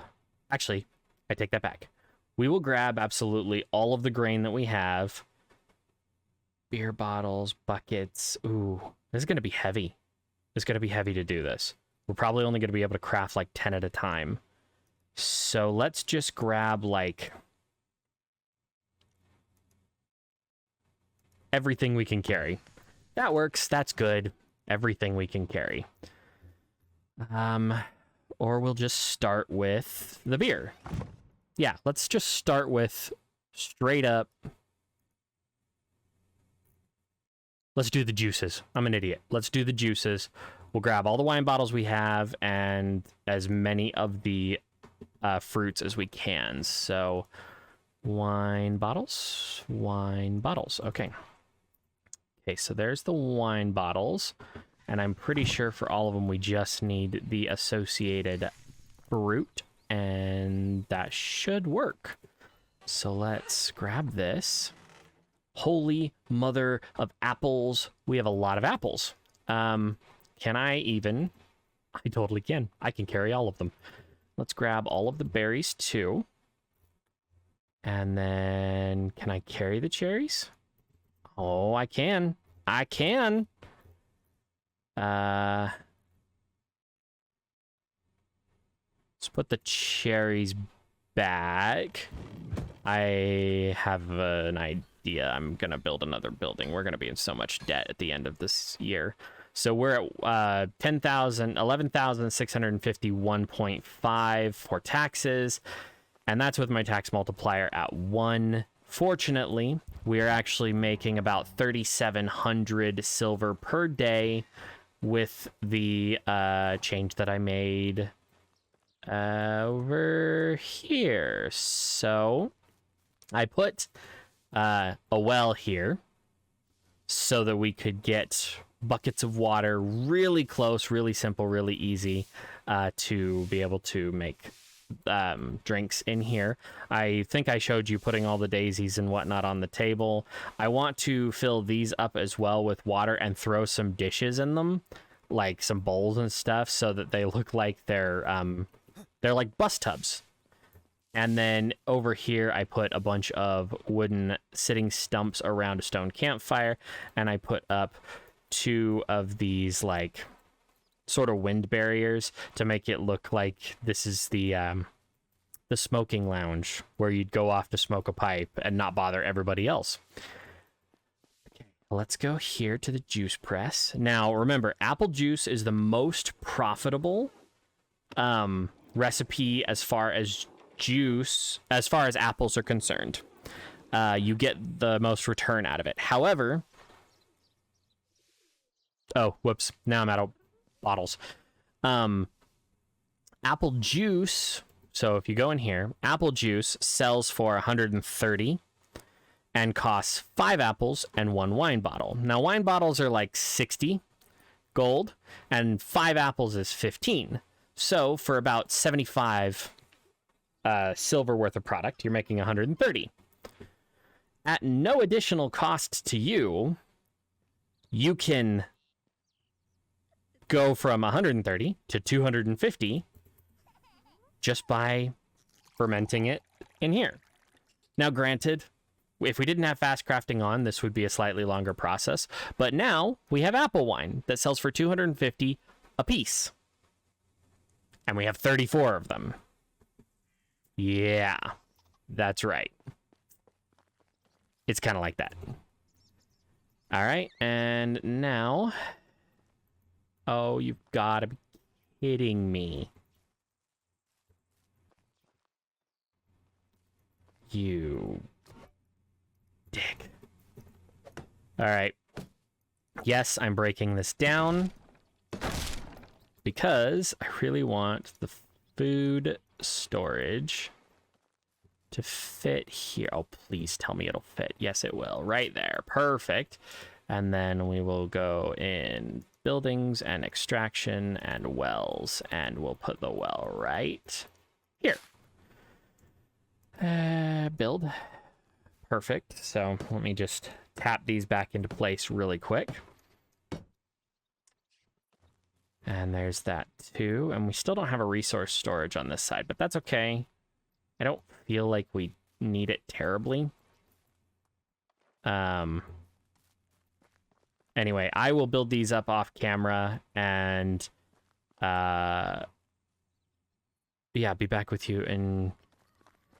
No, I'll just show you the rest of what I'm doing, and I'll build those up in between this episode and next. Okay. So I already showed you all of this. Oh, let's check the traps. So here's a rat trap. Oh, look, it's got a rat in it. So in order to collect it, you just hold down E. It picks up the rat, which is worth 2 meat, so barely a meal. But then you press E to rearm it. And then there should be some in the bird trap. Now, these traps are in slightly different places than what you saw. My game crashed and I lost that. It was my own damn fault. I overloaded my recording software and it crashed everything except for the recording software. So you'll see this bird trap has been used. And we got 10 feathers and 1 meat, so that's a really easy way to get feathers early in the game. And then, oh, look. So in here, big fishing net, we have perch. Pike. The medium fishing net, I believe those are the perch. There we go. And then I don't recall what these are. Roaches. That's right. And so that's pretty much how it goes. And then you've seen me do the rabbit traps before, but we'll grab it anyway. So 2 fur, 2 meat. It's a slow trickle, but it is a supplement, and it's something you don't have to do anything with. So it's good to work with. Next, out here, I needed 2 more places for 4 more merchants to live because we need to sell stuff faster. So merchant 4, merchant 5, I haven't done anything decoration-wise. Hey, look, there's another one of our fishermen out there waiting in throat deep. Sure, why not? I haven't done anything special. I haven't blockaded off the river or anything like that. I haven't done any decorations. As tradition goes, we'll decorate when they get knocked up. And I think I already have 1 person living in there. Let me double check for you really quick. Merchant 1, 2, 3. That's what it was. Merchant 1, 2, 3, 4. Oh, I was able to get 2 more. So the quest that I was like, you know what, fuck it, I'm not doing them. I went back and I did them. It gave me just enough for 2 more people, and we might be able to recruit 1 more person this season. But is that gate crooked, or was somebody standing in there? Was it you? Was it you, Brutus? Were you being an ass? Were you? I really wish you could pet him, because if I try to punch him or try to touch him, I punch him. I don't want to do that. Aw, there's Eeyore. And Spay. And Ace. And where's Trigger? Oh, Trigger's on the other side here. There he is. Oh, yeah, I wanted to check.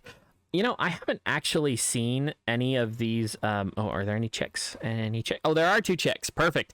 We need a foghorn leghorn. Now, I tell you, somebody asked about this here name, and I decided I really liked it, so we're putting it in there. And then one of the feisty girls needs to be Chicken Hawk. And then, let's see. I accidentally killed Kevin Bacon. Yes, I accidentally killed Kevin Bacon. My bad. We are going to call this Porklink.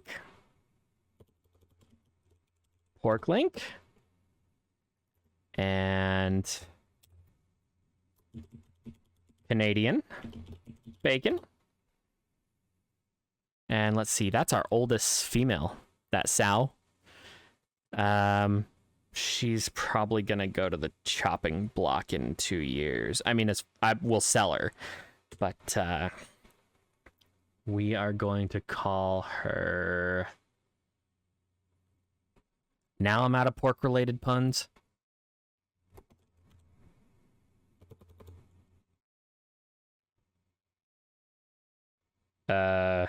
Oh my god, why am I blanking?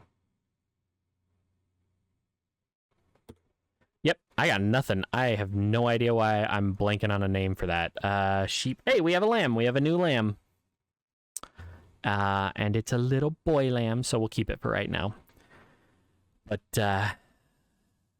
it doesn't show that they get knocked up. I swear that it used to show us when the cows and stuff got knocked up and were pregnant. But it seems like right now we're just magically having more babies. So, whatever. Okay, over here. So, in the with the pigsty, I put a rotisserie selection, which is where our grown-up chickens go. This is our first lamb to the slaughter, so to speak. So I'm calling him Winner Winner because he's going to be a chicken dinner. Yeah, it's a horrible pun and it's a bullshit game, but I'm I'm going to quote it because it just the ridiculousness fit.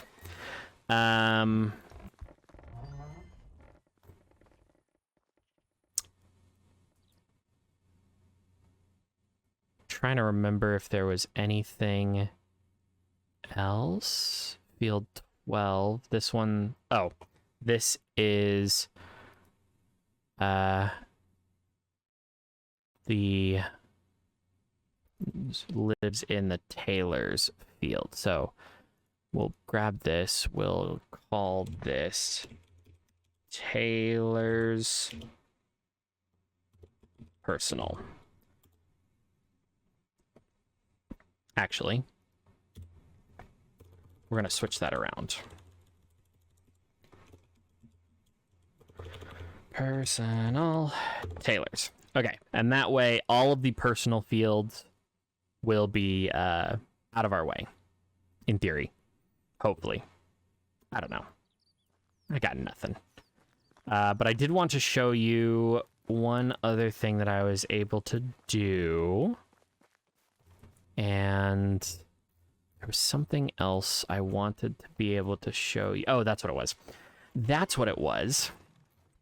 So let me put away the meat, the perch, the pike, the roach, and I'll put away the, whoops, put away the apple and the apple wine and the berries. There we go. I'm going to empty out my inventory. I'll gather together what I want to show you, and I'll see you in the morning. Or it won't take me any time at all, and I'll be able to show you tonight. Okay, so we've already talked a little bit about the prices of things. So, like, you know, the spoons, you're paying 3 silver for something that's made out of 1 stick, which is only worth 1 silver, right? So that's a great profit. That's a 300% return on investment. The wooden wheel is 4 planks. It sells for 40. A plank sells for 4. So for 16 silver worth of planks, you're making 40. That's less than 300%, but still good. With the wooden cups, you get 5 of them out of 1 log. 1 log sells for 2. Each cup sells for 4, so 1 log turns into 20. Or 1 log at 2 turns into 20. That is a 1,000% increase. So that's much more profitable, but it does require logs. So these are basic resources being turned into a significant profit. Same with the plates. Same with the bowls. These all sell for the same amount. The bowls, plates, and cups. Now with the vials, that's 1 plank, so 4 silver, turning into 30 silver worth of profit if you just sold them like that. That doesn't even mention putting a potion in them.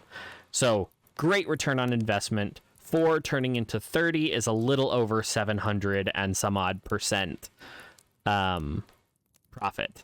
With buckets take 8 silver investment, you get 30 out of it. With wicker crates, it's 16 silver investment, you get 30 out of it, so not very high. With wicker baskets, it's 12 silver, you get 25, so almost a 100% increase, or 100% profit rather. With the medium wicker baskets, it's 8 in, 20 out. The small is 15, or is 5 in, 15 out, so that's as good of an investment as the wooden spoons, and a little easier. Actually, the spoons are easier to carry as far as profit goes. With the torches, leather is 8 per, so it's 16, 17, 18 silver for a 40 silver output. And then with the simple torches, it's not worth it because you only get 10 silver out of it, but you end up spending almost 4 silver. So just as far as profits go, and with as many other things as you need to use wool or straw in, it's just not worth it. The vases with these different things in them, they all sell for 60. Keep that in mind as we go over here. So this is the pottery wheel. So clay, I have clay in my inventory. If you notice, clay is worth 1/5 of a coin. So 5 clay is 1 silver. A bowl is 2 clay. So for 0.4 silver worth of clay, you now make 30 silver just by selling the bowl. That doesn't even mention using it to cook with a recipe. Actually, these aren't the recipe ones. The recipe ones are like the clay vial and these ones on this side. These are all just profits. So this is 0.4 in, 30 out. This is 0.2 in, 20 out.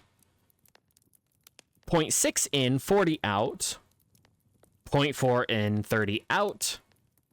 0.6 in, 40 out. So these way more profitable if you want to make more bang for your literal buck. Now, as far as the vials and stuff, it's 0.2 in, 20 out. The most profitable thing you can do with clay is to do these. So it's 1 silver in, 60 out. That is a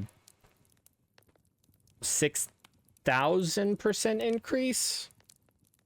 I think I did the math right. So I did the math. Turns out I fucked up. This is the most profitable expenditure for clay. Just make wine bottles, sell wine bottles. Profit. Pure profit all the time. Great. With these, it's 0.8 in, 50 out, which is also great.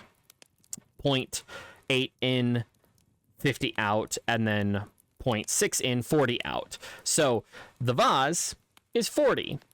Putting a flower in it, which costs less than a silver, makes it 60. Those are very profitable too.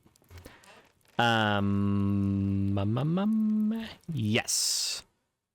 So I was gonna make some clay stuff. Why the hell not? Because we're here. So let's see. The most profit I can do is that. So let's make, and of course, you know, it's pitch black, so you guys don't get to see the really cool animation. I'll do it again when it's light outside. But one of the other nice things, so clay weighs 1/2 pound per unit.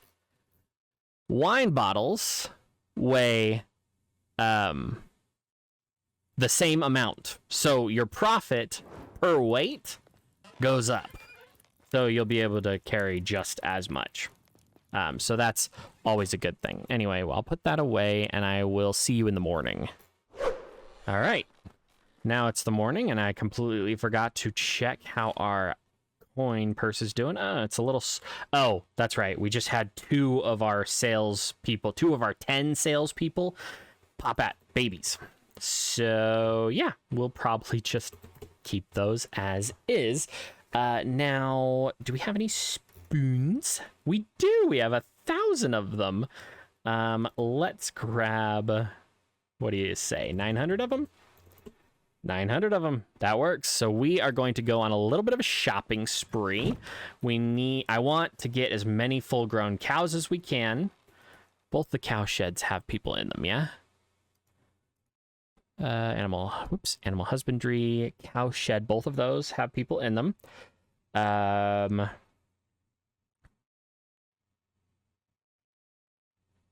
fact, all we're missing is a shepherd. Yeah, that's all we're missing is a shepherd and 1 apiarist. Let me just preempt the BS. We're gonna have to... Oh, frickin' hell, there is... Okay, whatever. I don't care. Be zen. Let's go on a shopping spree. I will see you in Gustovia. I want to get... as many cows as we can, and then I want to try and fill out the rest of our animal. Oh, we really only need cows, don't we? Yep. We might buy another sheep or 2 just because I know that we have enough room. The game is actually kind of having an issue with how many things I have. Okay, so we have 9 of 24 sheep. So we'll go to Gustovia. We'll buy as many cows as we can. In fact, we might just buy everything he has. and then we will go to Baranitsa and buy all of the sheep that we can, because, well, we need it. But I'll see you in Gustovia. Oh, here's a cart. Let's pick up all the pieces then. Hello?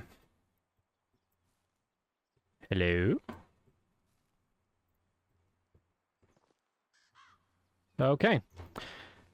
Well, there's all that. Now, if I'm not mistaken, since it's the autumn, we should see more of those leaf piles. Not that we need any of them, but it's kind of a cool touch. All right. What's your story, dude? How is life treating you? You like selling things and crafting, and farming. Goodbye. You are How can I help you? 29. How old is our shepherdess? Shepherdess is 24. Congratulations. Please join my settlement.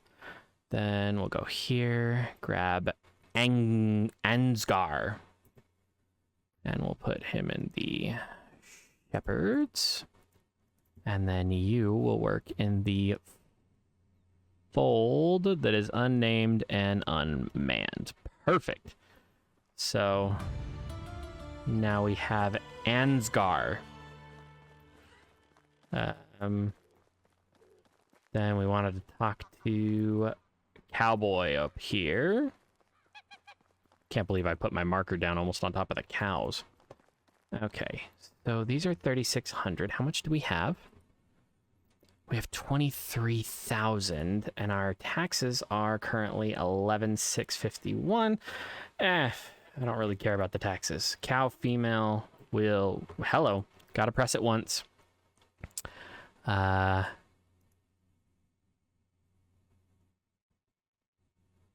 Average lifespan. Oh, it tells you. This used to... I just never paid attention to it. It tells you about how old they expect to get. So 22.5 years, which would be 88, 89, 90 seasons almost. There aren't any animals in that cow shed. Well, let's give them something to do. And a cow female. Technically, all cows are female. You are a bull. I don't need a bull in there. I'm gonna grab you too and actually put you in the first cow shed. What's that leave us with? 12,000. 12,000. So we can't buy any more cows, or rather, I really don't care to have another cow. Let's double check really quick. Go to animal husbandry.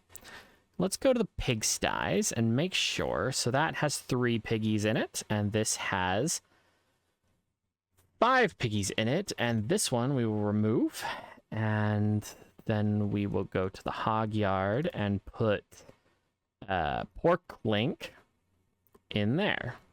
Perfect.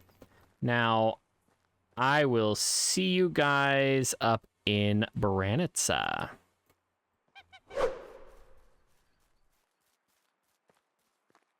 So I just did a quick stop off at our storage unit up here in Baranitsa so that we could make a little more money. I sold the spoons that we had, so we're sitting at 14,000 right now, and I'll sell just a little bit more after we talk to the people here in the village. You're not one of the people we can talk to, and we also need to talk to Nicola. So, Erwina, tell me about you. You are an extractor, and you don't want to hunt or craft. I'll take you. God damn it. See you soon. 47.5. What am I at? 47.3. So one quest should do it. Hi there, stranger. Hello. My father used to say that a stranger is a friend you just haven't met yet. Oh, I love it. How's it going then, newly met friend? Actually, I came to see you. My wife told me you're an inventor. Well, indeed I am. Anything of yours I might have seen or used? You might just have. Have you ever used a spoon or a fork? Of course. But I'm pretty sure you're too young to have invented those. Not those separately, but if you put them together, you have one of my greatest inventions, the spork. You douchebag. A what? Here, take a look. I see, truly groundbreaking. Thank you, I worked really hard on it. I hope you don't mind, but could I take a closer look at your eyes? My eyes? Sure. Remarkable. I've heard about it, but I've never seen it in person. I've heard that it's caused by two fetuses merging into one in the womb, but it's only a working theory. I've never really thought about it, just something that runs in my family. Astounding. Nature is filled with mysteries. I strongly believe that science is the key to unraveling them all. In what other way would we know bathing too frequently would cause disease and even death? Something we can agree on. What brings you to the valley? Research, of course. I actually might use some help with it, and you look like a very capable person. Would you mind giving me a hand for a chance to make history? How could I reject that? What do you need? I'm working on creating the perfect arrow. I've heard there are many interesting birds in the land, and I would love to experiment with their feathers. I need you to hunt one of each bird type and bring me their feathers. Seems easy enough. I'll get back to you. Oh, this is going to be fun. Well, guess I'm going hunting for some hawks right now. Or birds, rather. Let's see what we're working with. We got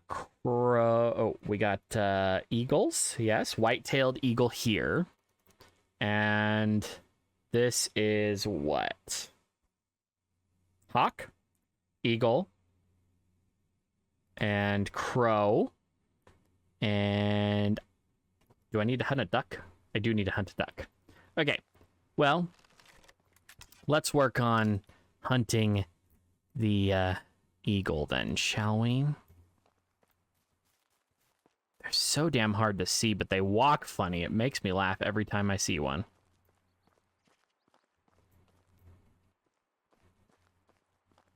Nope. Damn it.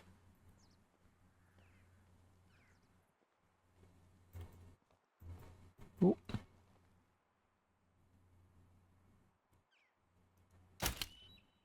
Okay. One eagle. So let's cut this bad boy up. Oh, sorry. I was supposed to take a look at the spork. For those of you wondering. Oh my god. Yeah, it is stupid.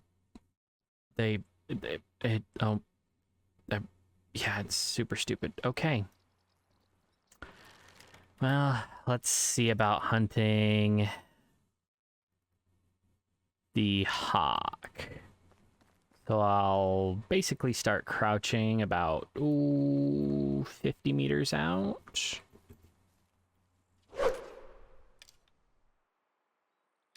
Gotcha, bitch. Haha.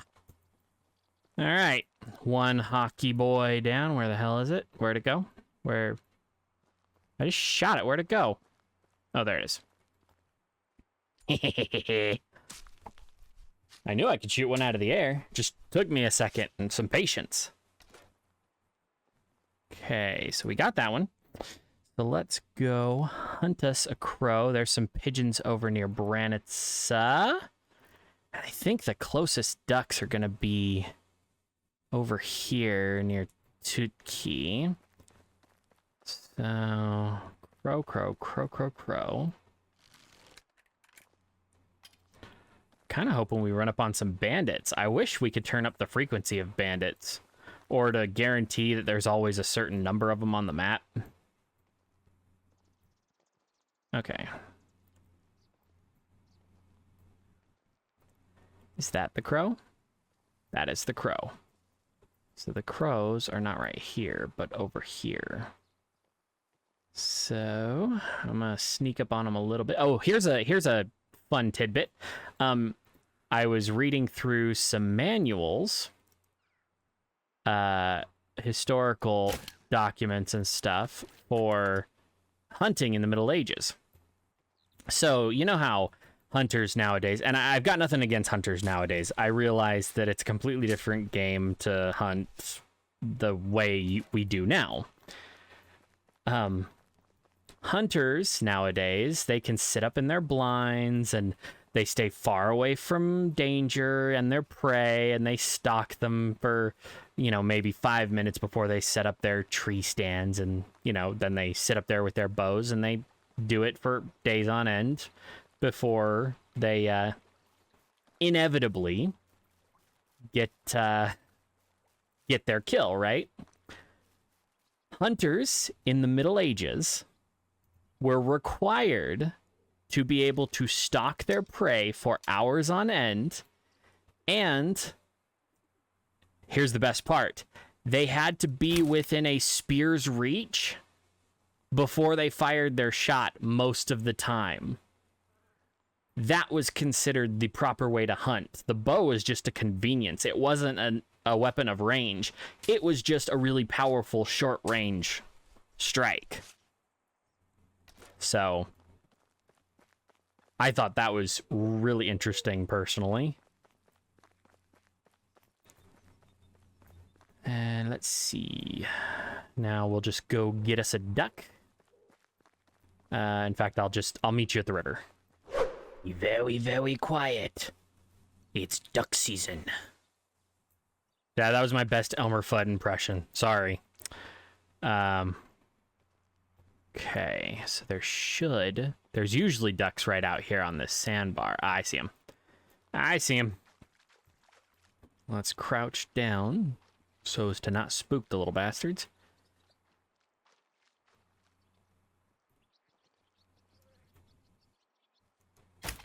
Gotcha.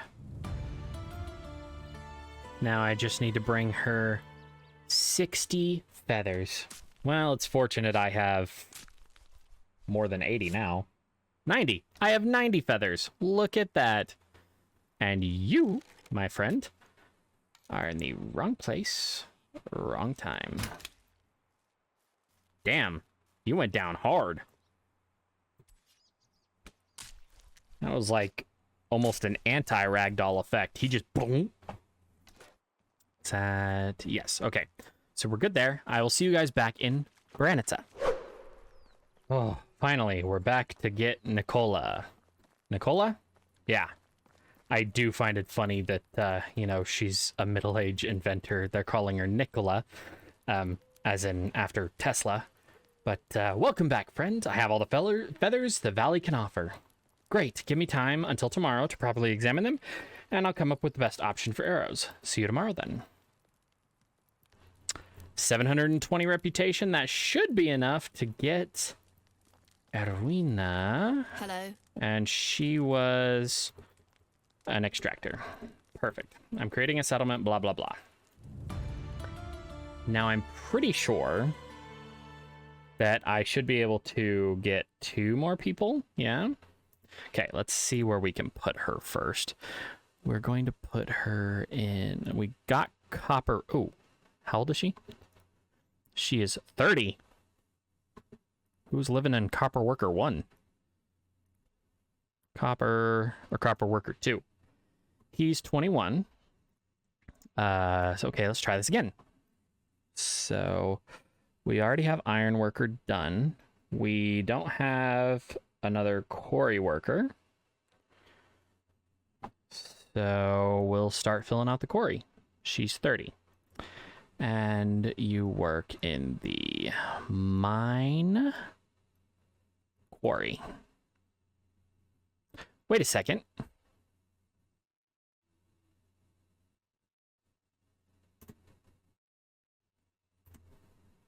Who lives in the quarry? Oh, wait. She just popped, didn't she? Quarry foreman. Yeah, she just popped. Oh, shit. Oh, yeah, no, we... I'm all over the place. We decorated her place last time. She just popped, so she's not working right now. We're good. We're good. And go away. Perfect. Okay. I don't... We'll be back for her. But let's buy sheep. Now, as far as what we have for head of sheep, we have a lamb. This one will go to the fold yard. And we're going to call him Chops. And now more sheep. More sheep, more sheep. Oh, yes. So you're a ram. No, there's probably no particular benefit to having just female sheep, but whatever. I think the sheep can also give you milk, technically. Yes. Get out of my way.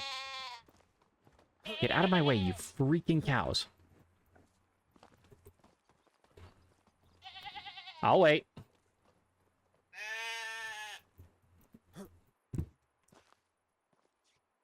Move, damn it. Dynasty reputation down 10%, just whatever.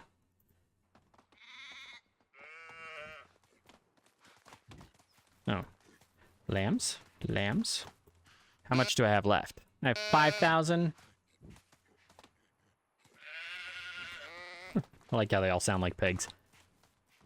I'm gonna sleep through the night, and then we'll just talk to this chick and see what she wants. I have a feeling she's going to be one of the, one of the special people that we're allowed to have. So that should be a, like, she'll have tons of, good stats. She's one of the good stat people. But we'll see.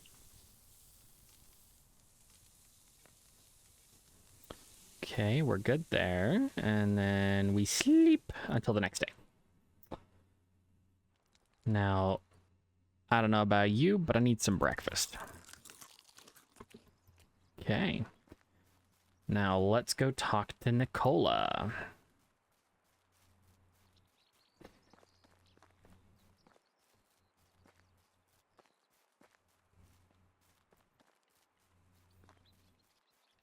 I really do like the way that they've redone the lighting and stuff. That is nice. Now, I didn't drop too far. I don't think. I hope. I only lost like 10 Dynasty rep for punching that animal. All right, Nicola. You're here. I finished my research. So, which of the feathers that I brought is the winner? None. Excuse me? After dozens of experiments, it seems that good old goose feathers are clearly the best choice. Doesn't that mean that all your work was for nothing? Not at all. We found the answer we were looking for. It calls for celebration. My wife was correct. Your passion truly has no match. I would love to have someone with your energy around. Will you consider joining my settlement? Considered and accepted. I'm so excited. I wish I had something to offer you in return. Oh, here. Take my arrow prototypes. They're a bit unpredictable, but it's the only way I could thank you. That's wonderful. Welcome to the family.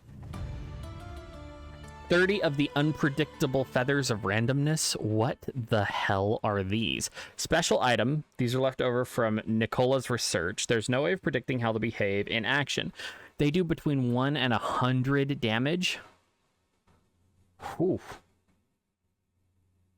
They sound like they could be extremely overpowered or extremely not. We should have enough to potentially recruit somebody, and we need to do some more quests. So I think I'm just going to take the cart down to Hornitsa, go from there. So do I have enough money? Yes, I do. Oh, wait, I didn't destroy this town's economy. Silly me, I can't leave without completely demolishing the economy. Pfft. What kind of operation is this? Whatever you need, I've got it. I highly doubt it, honey. 449. Damn. And then I'll sell you 6 of them wooden wheels too. Oh. Farewell. Goodbye. Yeah, goodbye. All right, and then when I get down to Hornets, I'll run into my storage. Oh, wait, I gotta... Nicola. She is a craftswoman. Do I have... She is 23 years old. She's a craftswoman.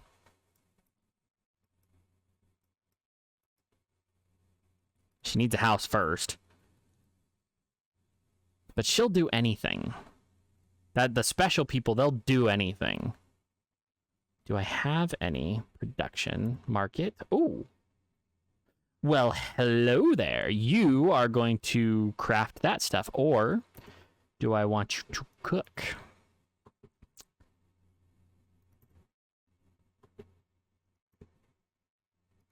Yep. We're just going to take Nicola and have... Whoops. Oh.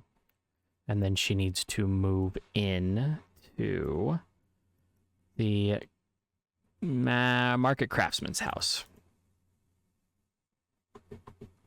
There we go. Now it should go away. Hello. I need a ride to Hornitsa. Wholly expensive, Batman. Okay, let's refill our pockets so that we can buy more stuff and sell more stuff and have more stuff. Here. 1,200 coins in half a day. Not bad. How many of these can I carry? I can carry 60 kilos of them, so we'll just do that. And then should probably take a bath. I don't remember the last time I did.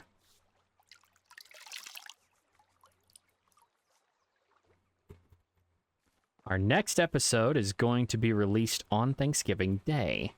So I'm trying to think of a way to make it special. And I'm actually recording it right after this one. So back to back with this one. I'll be recording it. So don't go giving me lots of ideas right this second. I just need to get it done. All right. You. Sorry. How's life treating you? Just fine. Can I help you with something? I need help from a strong man. I'll pay for it. Blah, blah, blah. I'll get you your meat and fish meat. I'm going to gather these quests really quick because... The hell? I thought that was Tingle from The Legend of Zelda for a second. I'm going to gather up the quests and do them really quick. Hopefully. Because we'll need the reputation if we're going to grab one or two more people. Alright, you. How is life Can I treating help you? I'm sorry, do you happen to have some wool on you? I will get the wool for you. You need how much wool? You need 5 wool, so sell me 5 wool. Whatever you need, I've got it. Wool? 1, 2, 3, 4. Friend, see you soon. Yep, here's the wool. Thank you very much. Now, Hello go there. bankrupt. My wares never disappoint. Wooden wheels. There we go. I sold all of them. And, hey, the spork has gone up, or it's gone down in price. It was originally 3. Hmm. Okay. Well, that sucks. But here's some feathers, too. Buy my feathers. That leaves me with 7,800, and I still have more that I can sell. Thank you. Let me go to my storage really quick and get what we need, and then we'll talk to this woman here. We'll turn in the quest, talk to this woman here.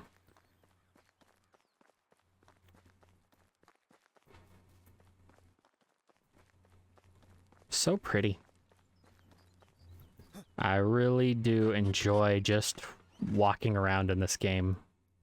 So I need fish meat. How many? I need 3 fish meat and 7 meat. So 1, 2. And hello? Oh. I was gonna say, where the hell is all the meat?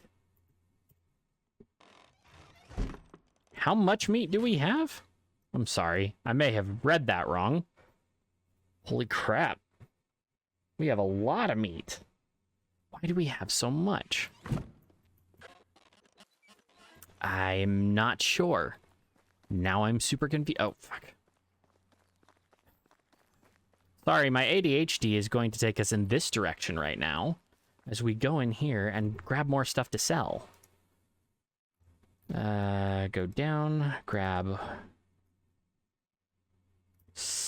72 worth of it. Sure.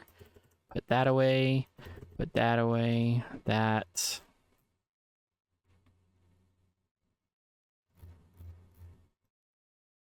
And that. And yeah, that's all we can really afford.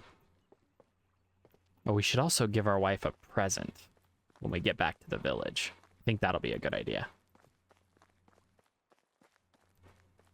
Sideways run of speed.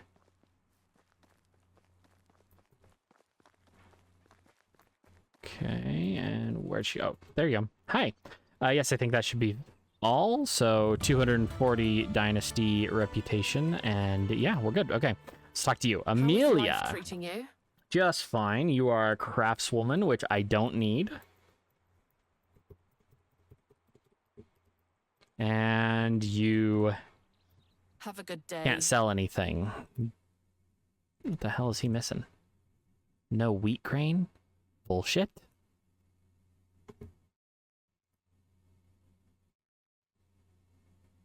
Bullshit.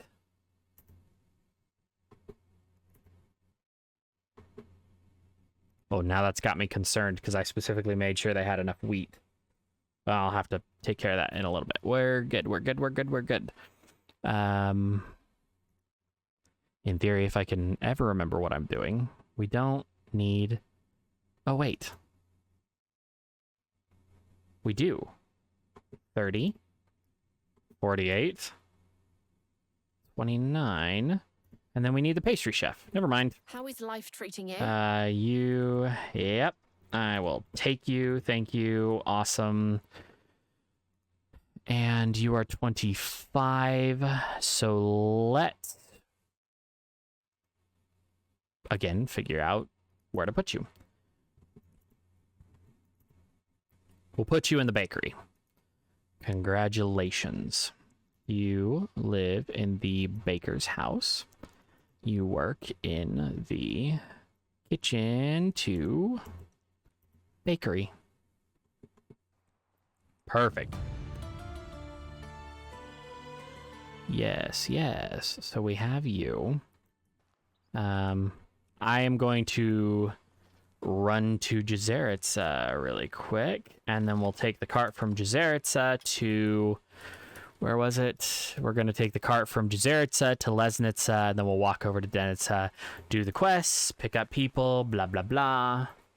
And then I figured out, I think next episode, we just need to decorate everything. Absolutely everything that can be decorated needs to be decorated. And I want to get all of the mining outposts. Who the hell are you two? Hold on, hold on. There's other things I need to pick up.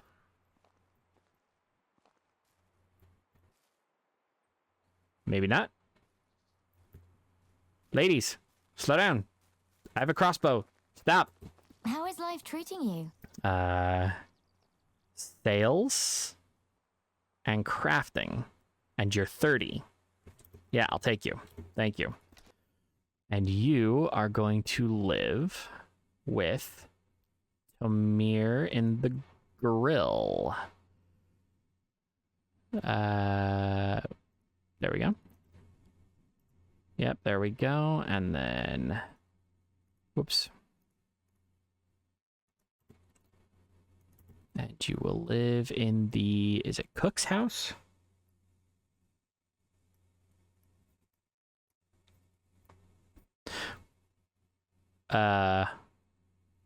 Wait a second.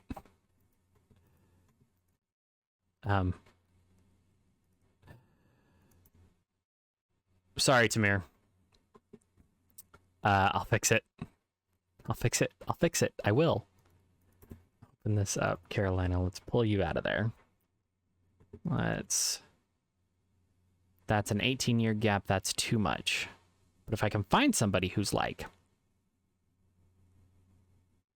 I don't know. I don't frickin' know. Put her in the pastry chef house. Oops. And then, yeah, she'll get to go.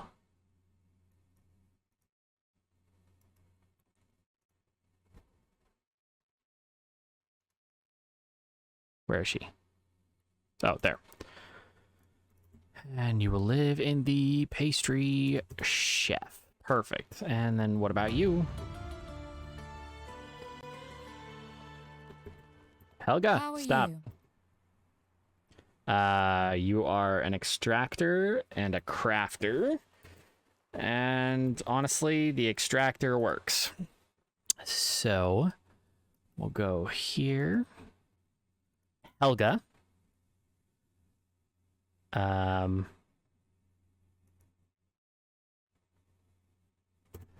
Yes. You are going to be in one of our extractors' houses. So copper worker 2. How old are you, Helga? Helga is 23 and copper worker 2 is 21. Congratulations. You now live here and you work in copper mine. Copper. Oh, that's right. Gotta go down to mine.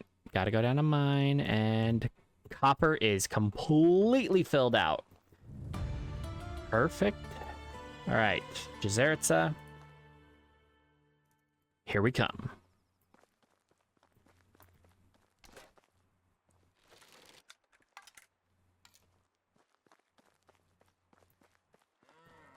I'll keep talking in case things get interesting, but unless we run into something, I'm cutting out this whole travel bit. Because, well, you guys have seen it a lot, and unless, like I said, we come across anything interesting. Oh, here's that spot where I shot like 10 deer in a row a few episodes back. This is a really pretty area up here. And if I remember... Oh, that's right. I'm a dumbass. I wanted to specifically show you something, but it has to work. Or rather, there has to be broken stuff. Okay, there's no broken stuff. So, Richard, you had asked me how to do the builders. Unfortunately, it looks like we have prepared and repaired too many times on some of the buildings, so it's going to be a little bit before we suffer that kind of damage. Though, when we sleep through the year, there might be some damaged building event that comes up, in which case I will show you how to do the builder hut. For all intents and purposes, you go into your buildings like normal. You go down to your services, you pick your builder's hut, and then in this list, so this shows you the overview, in this list over here, that'll show you a list of whatever buildings are damaged, and you dispatch your builder from there. There is no automation for it, as far as I understand, but it will, they'll go and do the work, just take it from the resource storage. I don't believe they need any tools. If they do, it would probably just be a hammer. But they'll just go and repair it in their own sweet time. And they can usually, if they don't have to travel too far, they can usually repair everything within, like, a day. So in theory, over the course of a 12-day season, they could repair 12 buildings, which takes some off your plate, which is always nice. I keep wanting to see that big-ass bandit camp up here again. That was awesome, even though I got shot in the face. But, oh well, guess we gotta do it the normal, boring way with nothing except a cart. Ooh, a cart. Yeah. Alright, so, let's go ahead and check this bad boy out. Anything... good. Oh, that's right. We actually, correction, I think I picked up at that cart and it was like some wheat or something, so I didn't even bother showing it on camera, I don't think. I may have. I don't recall. You have to understand, when you comment, when any of you comment, and you say, you know, obscure reference from something that happened in the video, I'm like, oh yeah, that's funny. And then I have to go back and rewatch the video because I record, and right now I'm on hour 3. I'm 3 hours and 12 minutes into recording this episode. That's just the recording. That's not including all of the work I did last season or any of that. So fishing, fishing, fishing, fishing, fishing, fishing. I think we already have all of our fishers, but I will double check. So like I get confused. Yeah, we can't really use you, dude, but that's okay. Now we know. So, 3 hours and 12 minutes of just recording time. So that's the footage I have to go through. Plus, however much longer this takes. How is life treating you? I need a ride up to Lesnitsa. Thank you. Let's go then. In order to play out a 12-day season takes about 10 to 12 hours. And then you're one of our sales people. I can sell to you. Show me your wares. Of the highest quality. Dude, you sound way too happy to be doing this. But whatever. Yes, only goods. It was nice seeing you. Oh, dude, your voice. Okay, let's talk to Oscar here. What can I do for Can I help you? Yeah, what do you want? I'll give you a stone knife, of course. I'm a responsible adult. Let's just give the child a knife. 1, 2, 3, 4, 5, and I think I only need 1, 2. So let's handcraft that knife really quick. And then go give the sharp object to the tiny, irresponsible child. From one irresponsible child to the next. All right. Yep, here you go. Take the sharp object. Congratulations. And then... let's see. How are you? Can I help you? Want to renovate my house. I don't have a hammer. Blah, blah, blah. Copper hammer. Okay. So where is... Are you kidding me? All right, dude. I'm juking the hell out of you. It's in the valley. Copper hammer. Thank you. Farewell. Soon. Yes, here you go. Thank you. Blah, blah, blah. And we have 2 people to work with. So, what is your deal, life treating you? dude? Sales and hunting. Sales and hunting. Okay, and let's see what your deal is. And you like extraction. So, we'll take you, and we'll actually see if Hail, friend. we can take you to. So you, Gustawa. Yes. You are going to work in one of our mines, I'm sure. Oh, that's right. I have 2 empty houses. I forgot. Or lumber mill. We do need somebody working the lumber mill.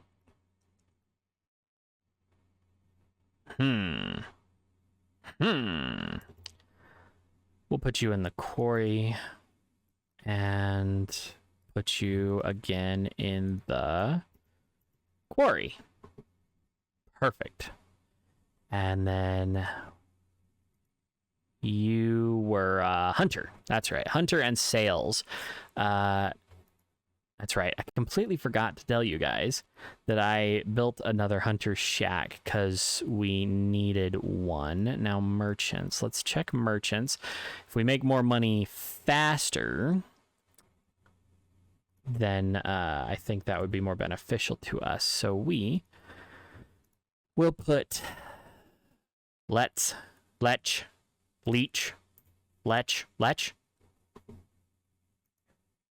There in the merchant 5 house, and then we'll go to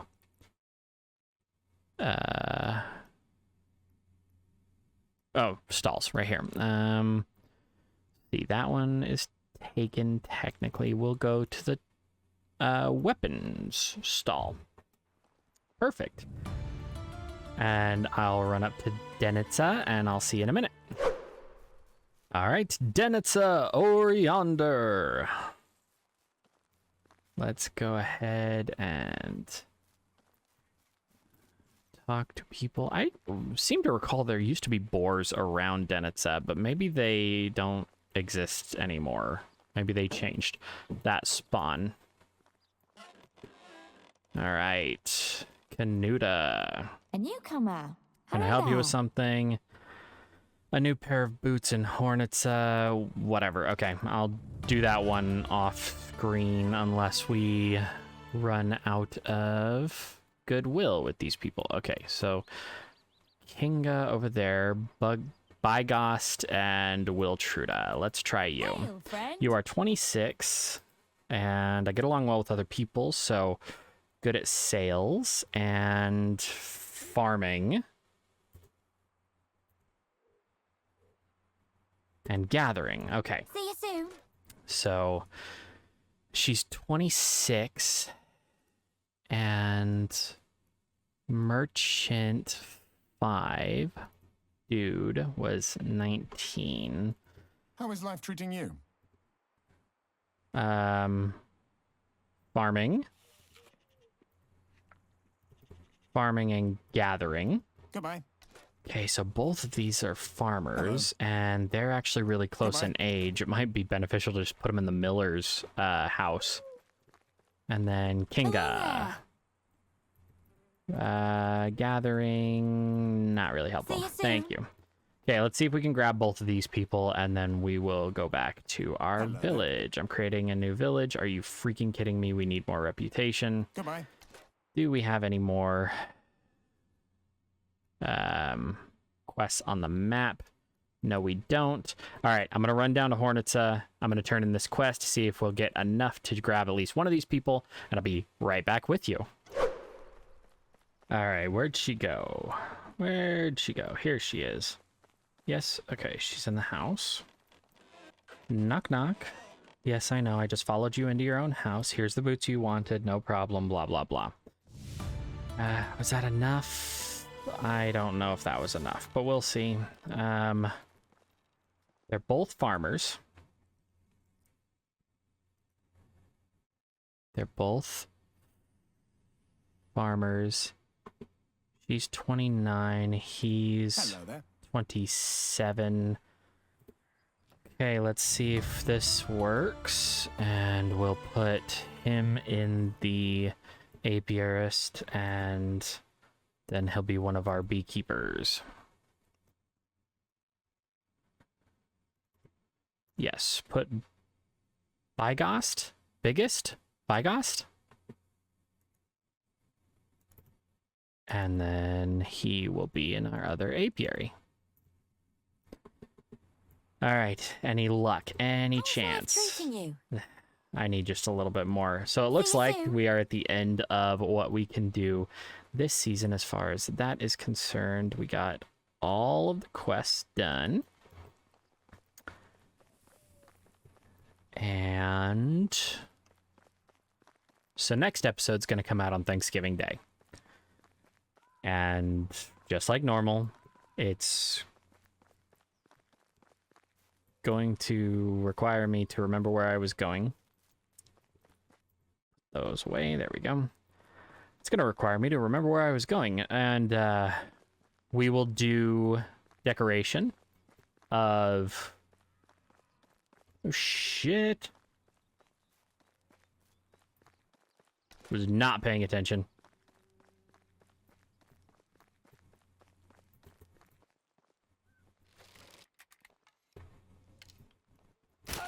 Oh, that didn't take him out.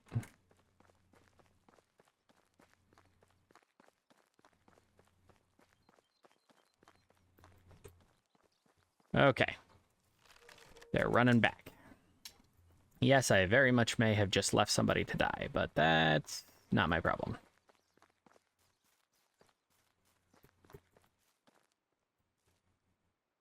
Where'd the bolt go? There it is.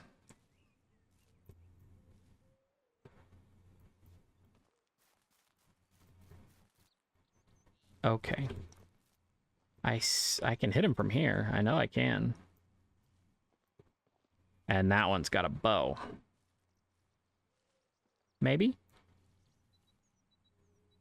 Maybe not. Okay. Right in the throat. Don't... Oh, shit.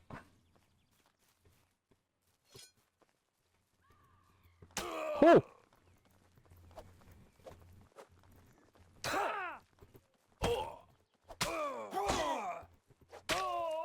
Yeah, that's right.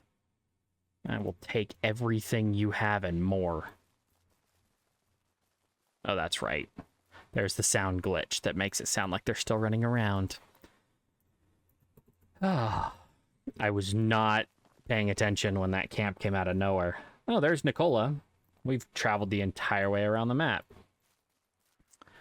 Any chance I'm going to get that bolt back? Ooh, yeah. And then I'll promptly steal everything you own. Yes. Who's the bandit now, bitch?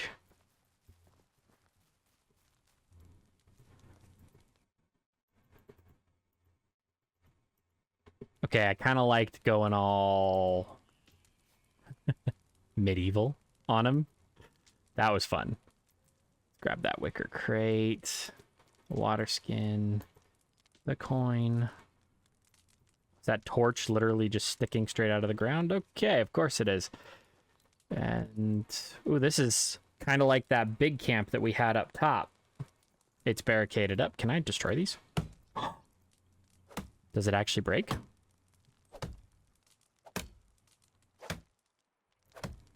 Nope. Give me that. That. That. Oh, there's a knife. I'll take what I can get. And I'm never going to get that bolt back.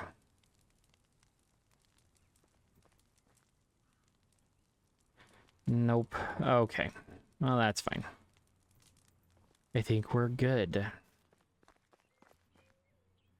Let's get back to our own village.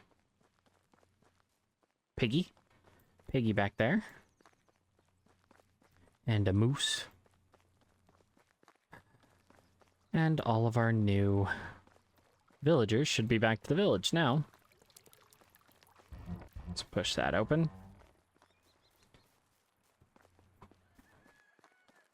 All right. So here's my plan for next episode. I want to put the pathing through here and make this sort of like main street for our settlement. And I want to decorate up the sides and around the backs and make sure that everything looks kind of clean from the front. Like, we'll put probably a little fence around here to protect the berries. And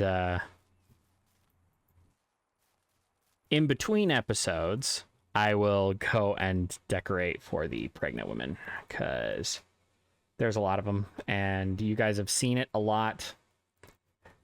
But I'll decorate up for them, and then we'll just take it as it comes from here on out. But I think that's going to be where we call it today. If you did enjoy the content, don't forget to like, subscribe, comment, all those fun things. Join me over at patreon.com/ControlAltSilent if you want to join my legion of patrons, without whom I wouldn't be able to keep doing this. So I do much appreciate the support. Thank you very much. Join me over on Discord, where we have tons of fun, mostly conversations and whatnot, but